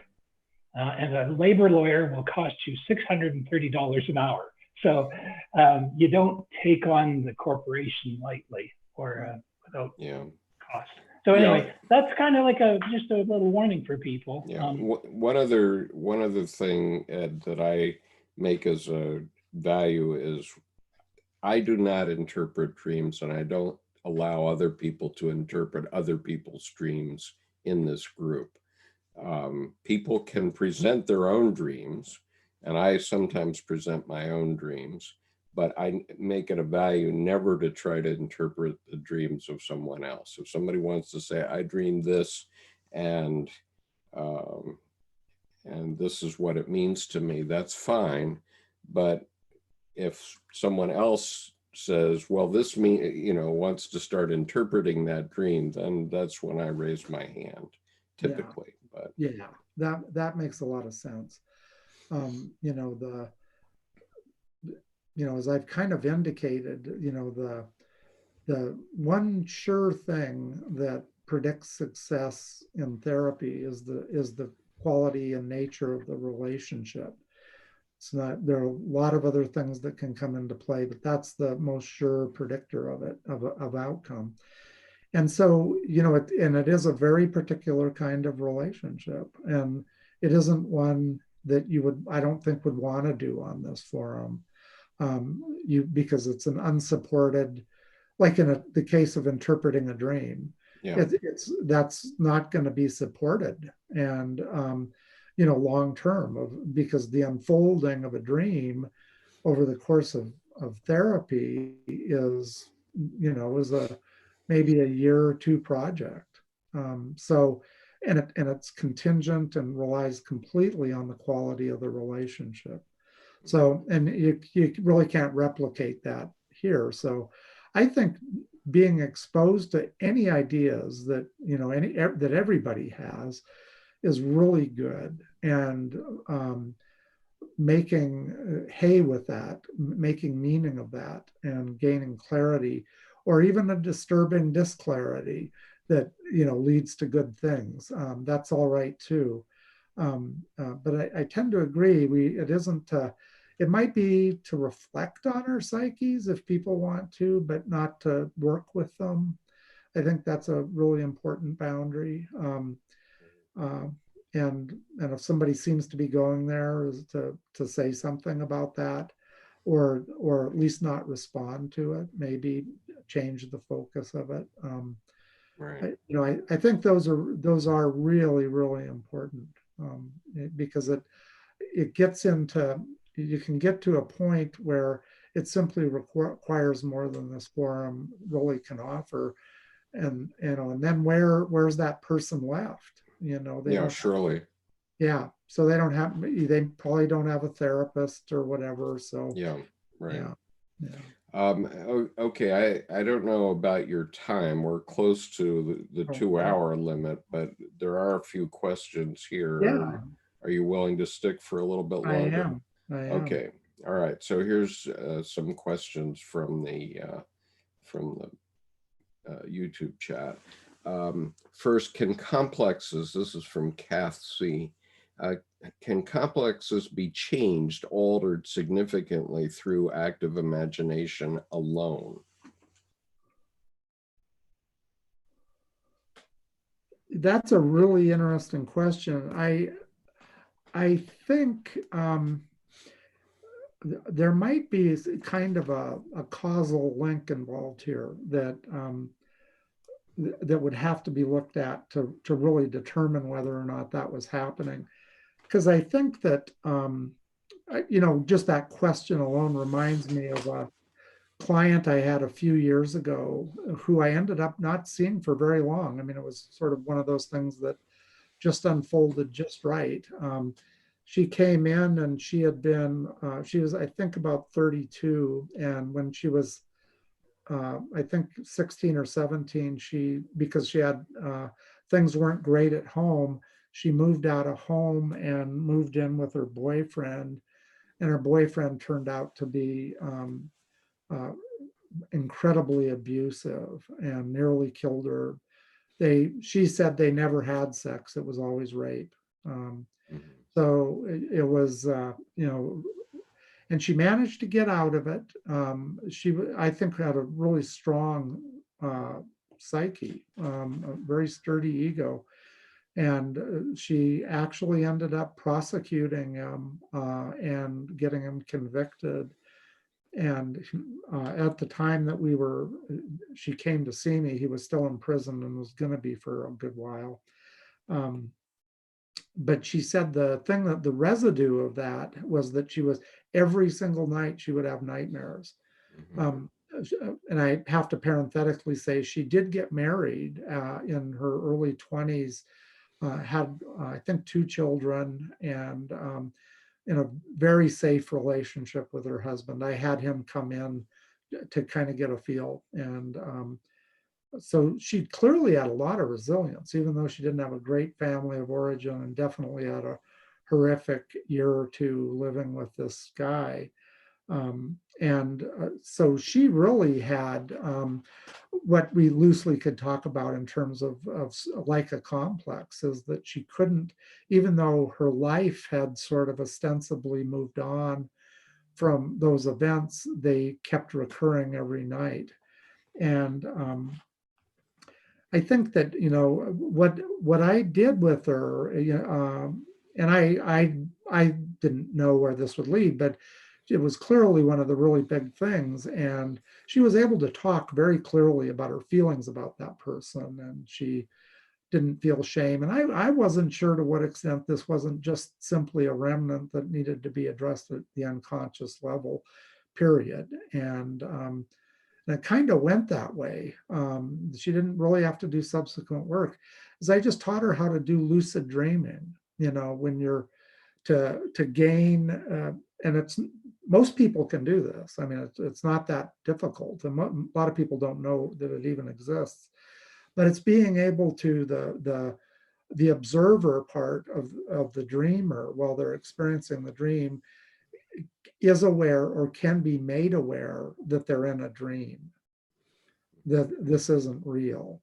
So I worked with her to kind of gain that piece, which didn't take much. And I just said, this is your psyche. This is what's happening in your mind. This isn't happening in reality. You know that. Your unconscious is not convinced, though, that you can't handle the unconscious remnant of it. And so let's see what happens if you just simply realize that you're dreaming and change the outcome. And what kind of outcomes would you like? And so she would name her outcomes. And so anyway, and incidentally, when I first brought it up, this is how terrifying these dreams were. She was, in the session we had, she was absolutely adamant that she was not going to try that. It's completely adamant. And I used a little bit of her moxie so I kind of galvanized her moxie by saying, well, you don't have to do that. We don't have to do it that way. There are other ways that we can get at that. And I think I said, and so she took it as a challenge then. It was like, what do you mean I can't do this? Kind of thing. It's interesting you bring that up. I'm sorry? It's interesting you bring that up, because last night we were having this session with a guy in Singapore, and he was talking about lucid dreaming. Oh. And it was a powerful thing for him. This is something I've tried to do, and I've had a couple of lucid dreams, but I'm not able to do it. Maybe you should give us a you can't do workshop it. sometime. Most people can, I guess. I don't do that, of course, with all my clients or friends or whatever, but supposedly a pretty good percentage of people can gain that awareness. Yeah. But what happened is then, so she left, and I, after I'd explained about it and what she could do, and she said she wasn't going to do it. Well, she left, and she came back the next week and said, I'm done with therapy. And I said, interesting, tell me more. And she said she went home, and I guess that very night, after that session, she had the dream and she was able to do it, and she changed the outcome and resolved it really well, the outcome of the dream. And she hadn't had, and that was the only time she had it. From that point on, she wasn't having the nightmares anymore. Yeah. So I kept her on for a couple of more sessions, and then I scheduled another one for like a month out, just to make sure she had this. And she did. And I ran into her probably a year and a half after she finished therapy, and she said everything was fine. So, and that's to answer that question about being able to, lucid dreaming is a little bit different, but it's a lot like, working with imagery that the questioner was asking about. Yeah. And so that might be an example of how that possibly could be. On the other hand, she had, kind of like we were talking about earlier with Maslow's hierarchy, is all she needed was this one little piece clicked in there, and that was finishing, so to speak, for her. Right. Well, couldn't we say also that Dr. Jung certainly changed his own complexes through the Red Book period? I mean, that's what the Red Book is Dr. Jung working with his active imagination to work through a bunch of stuff that was in him. And, at one point it said that he thought he was going into psychosis. And actually it was when he discovered the collective unconscious. And because he had these dreams that prefigured World War I. And sure enough, along came World War I, and he said, "Oh, thank God, I'm not crazy, right?" Exactly. And in my own case, I had a 8-month period when I was, I thought I was writing a novel, and the way to do it, maybe to do active imagination, is to write a novel and to let your unconscious tell you who the characters are and that sort of thing. Because, at the time, I mean, I know it was a possession, and it was an archetypal possession, that I'm sure of.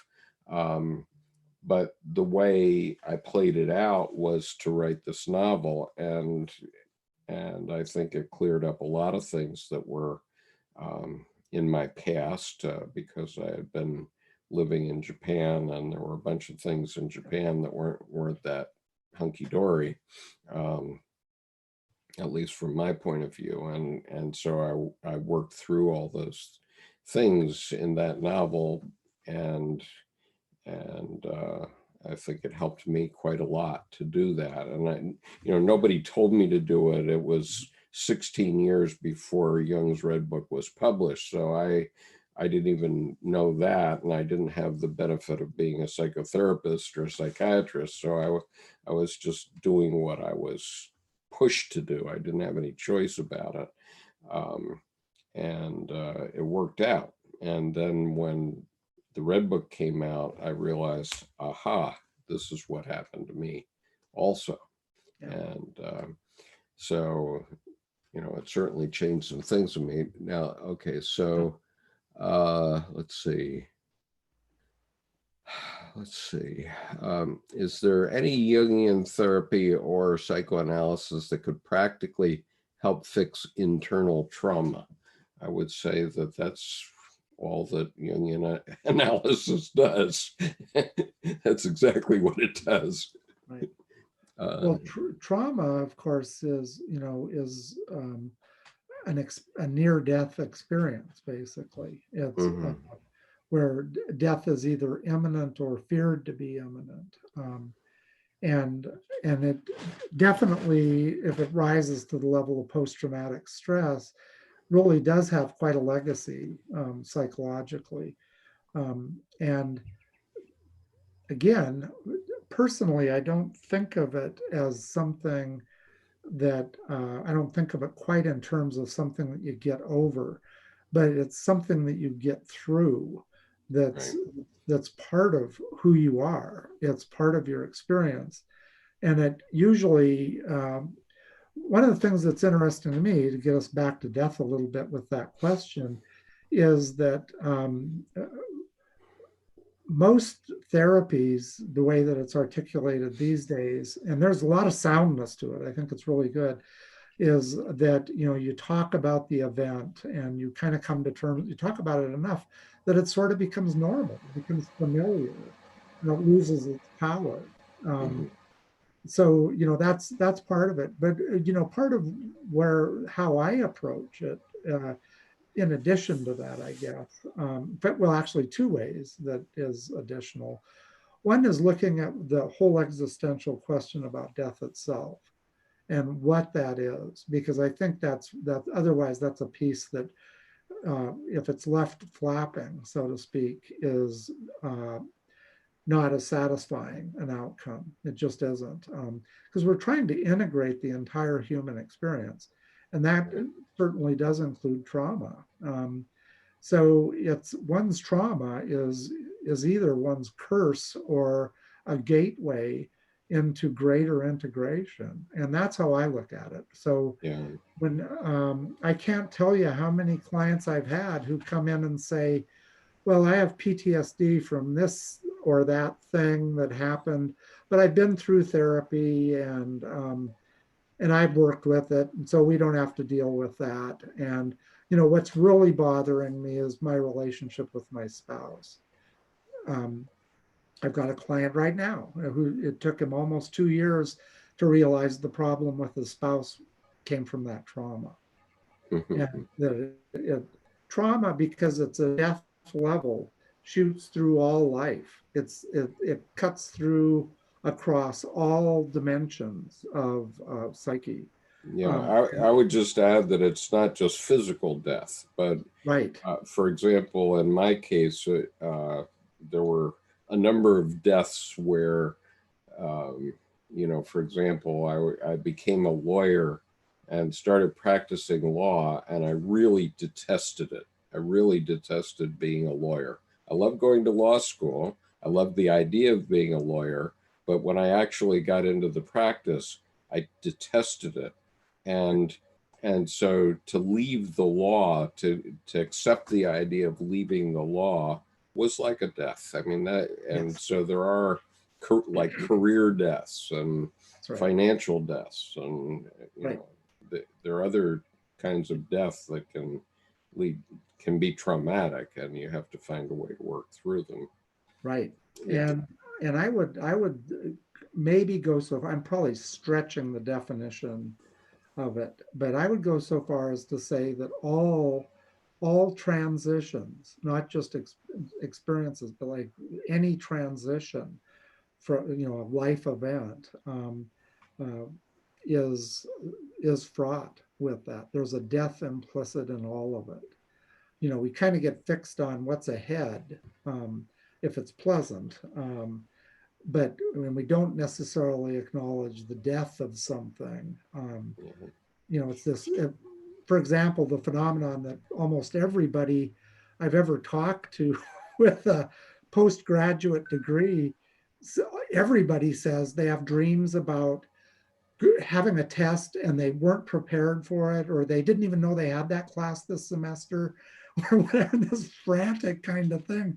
And it's the ungrieved saying goodbye to that particular gauntlet that you run in graduate school, that you're so relieved to get out of it, you just sort of repress the transition, and with it, the appreciation of the discipline that it took to get to that point, and how traumatic that discipline can feel at times. And it sure did for me at times. And that's how I ended up taking that. So it is, you know, it is this sort of inescapable kind of thing, that trauma, and even in transition, if it's intense enough, significant enough, has been meaningful enough, it's going to have repercussions as a part of mourning. Right. So there's one more question here, and I'd like to take a crack at it and get your reaction. The question is, how do you do lucid dreaming, which you've sort of addressed, and what did the trick, or does the trick for you? And I'd like to just mention something that was just spontaneously happening to me at one point in time, maybe for a couple of years, which was that I would enter the dream state, and before me would be like a television control room where I'd have all these screens on the wall, and basically I could choose which one I wanted to enter, and then I would enter that, whatever was going on that screen, and that would be my dream. And it occurs to me as I think about it that I could envision that as kind of an act of imagination at the point that I'm near sleep, and it would take me over into my sleep state, and I could make and then I could have a lucid dream. I just wonder what you think of that. That's really interesting. Yeah, I think it's amazing what we can do with this part of our mind that we sort of label the observer, or you could even think of it as in terms of executive functioning of the mind, that we can sort of take that step back and engage our, in this case, our dreams in that kind of way. I actually hadn't heard of lucid dreaming until after I could do it, which is kind of interesting, because I actually, about, when Tim was talking about 30 some years ago, when we were doing the Jung group, there were a couple of dream groups that shared dreams, and I didn't regularly remember dreams. And I wasn't even sure I'd have anything to present, even once a week. I wasn't sure of that at all, but just simply going to bed with the intention to remember my dreams. I mean, I was, I had several a night that I could recall. So that was really easy. And I got into it so much because of the group that I started playing with my dreams kind of in the way that you're talking about, and realized how possible that was. And I kind of ended up deciding not to do it anymore because I just simply wanted my unconscious to talk to me. Yeah. And so, but in a case like with nightmares, I mean, and that's the only time I've ever used that with people with trauma or with of any sort, is I want to hear their dreams as they dream them. But if it is sort of has a pathological element that doesn't necessarily serve a purpose, that is just a sort of a hiccup in the unconscious, well after the spicy food has been consumed, then we can look at it that way. But I didn't even know. I think I learned about lucid dreaming probably about 6 years after that, I would say. And there, just to answer the person's question, there probably is a lot online about lucid dreaming. I know there are a number of books written on it that can do that. I wouldn't want to walk you through necessarily all that right here, but it is possible, and it's worth doing research to see what you might think of it. And of course, the caveat I would say is that if you're having traumatic dreams, I would really consider seeing a therapist in conjunction with it, because it usually, as I'm suggesting here, it usually isn't a panacea. People can learn maybe to do their sort of truncate their dream experience and shut off that part of unconscious expression of something. But what I found is that until the actual work of getting through the trauma is done, it can shut them down even to be able to process the trauma, because it's like there's part of the brain is shut off then. So, and I'm not even sure if it would work, if they could lucid dream it. But like in the case of this client that I mentioned, for example, she rapidly got through her processing the trauma and therapy just in a matter of a few months, which is really unusual. And this was like a finishing piece. So I don't use it as a primary technique for people. There are other ways that we can get at elements of that. But I have to say too, I haven't ever tried it. So that's my instinct on it. I haven't, I feel uncomfortable doing it that way. So if the caller or anybody else is interested in lucid dreamings, that's the one caveat I would say, is if you're having nightmares or traumatic dreams, especially recurring ones or similar ones, that every night you go to bed, or 3 nights a week that you go to bed and have really terrifying dreams, I just would suggest considering going to seeing a therapist first. Although if one isn't available or whatever, you may want to look at lucid dreaming and get a sense of that. It probably wouldn't kill you to try. It could set you back though. Right. Okay, there's a couple of other questions here that I just want to take as rhetorical questions and not really ask you to answer. And because, yes. Kushbu and Nancy are back. Okay. I wonder if we could get their thoughts before.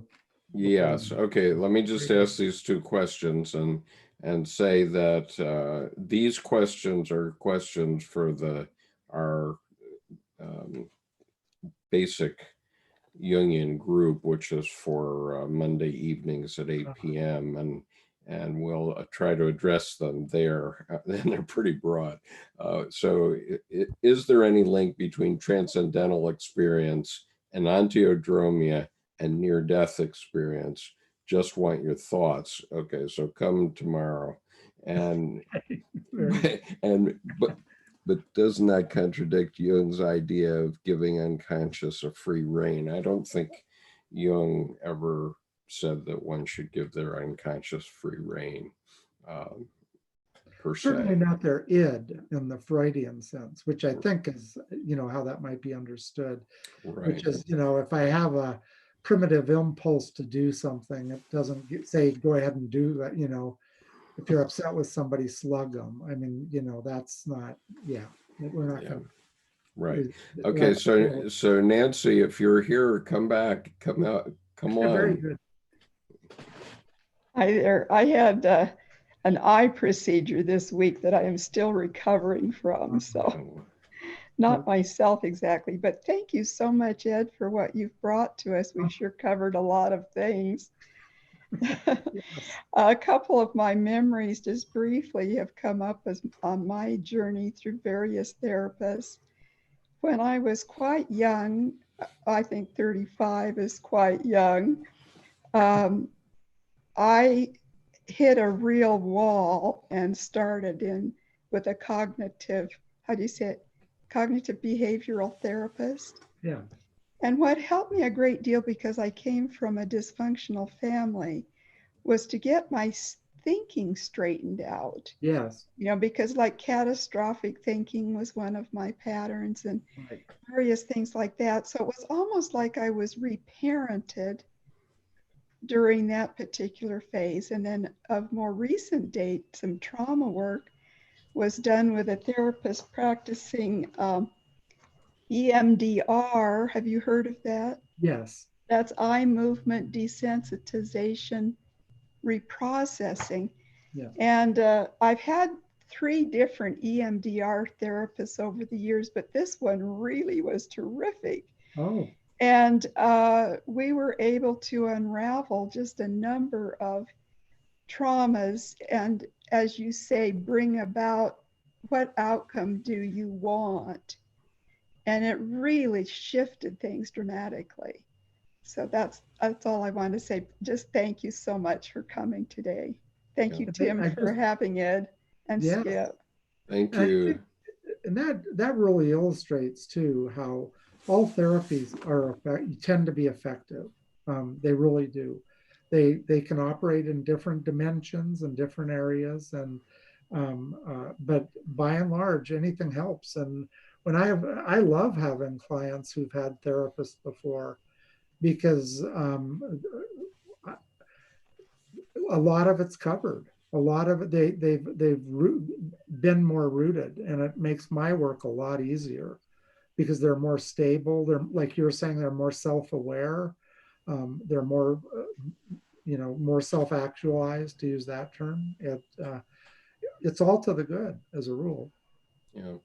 So Kushbu, do you have a question that you wanted to address or comment? No. Okay. Not much. And then Okay. Yeah, we'll come back to you. It's very late for you, and I appreciate you still being with us because it's 1 o'clock in the morning in India. Oh my gosh. So Tim, any final words for us here? No, but thank you, Ed. It's just really been illuminating. I've got a whole page of notes, and even though I've talked to you for many times, I always learn things talking to you. So it's just well. Yeah, well, I hope you'll join us from time to time, Ed. So that I might be able to. As we go forward, we're inviting some interesting guests from the Jungian analyst community who've come on, and you might find it a good opportunity to interact with someone that would be interesting that you don't see from time to time. Yes. So I'll just mention that our next sort of informal session will be at 2 p.m. Eastern time on Tuesday, when we'll just have a general check-in for the group. And then on Thursday, we are going to have Miles's friend, Jackie Solomon. And then next Saturday night, Tim has agreed to give us his experience from about 6 weeks ago, which we heard in advanced group, but hasn't been published publicly before, and then his reflections on that experience in the 6 weeks since then. So that'll be this coming Saturday night. And so we have this tradition of having Kushbu wind up our session. So with a lovely Sanskrit mantra. So Kushbu, you're up.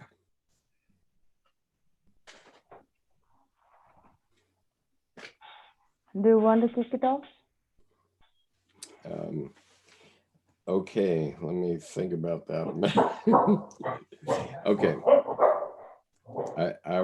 I will do if you'll save me after the first verse. Om Loka Samasa Sukhino Bhavantu.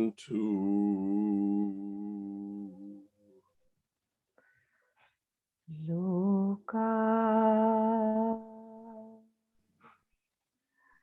Samasa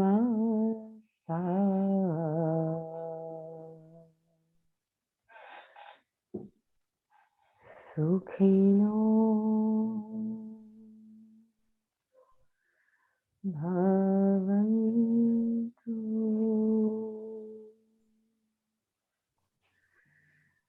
Loka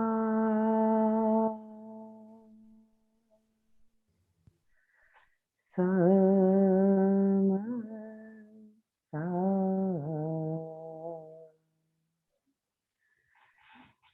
Sukhino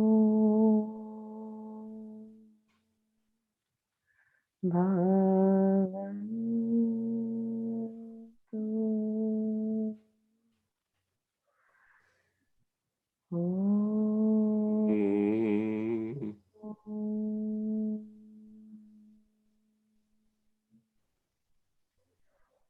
Shanti, Shanti, Shanti.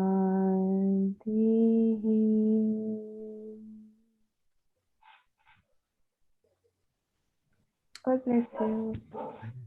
Thank you so much, Kushbu. And thank you so much, Ed. This has been a very, very pleasurable and appreciated session. And thank you, Tim, it was a fun conversation. Oh, good. Yeah. And thank you for organizing it, Tim. And you bet. I hope to see all of you on Tuesday. And happy Mother's Day, world. Yes. And all Yes. women. Right. Happy Mother's Day to all in the world.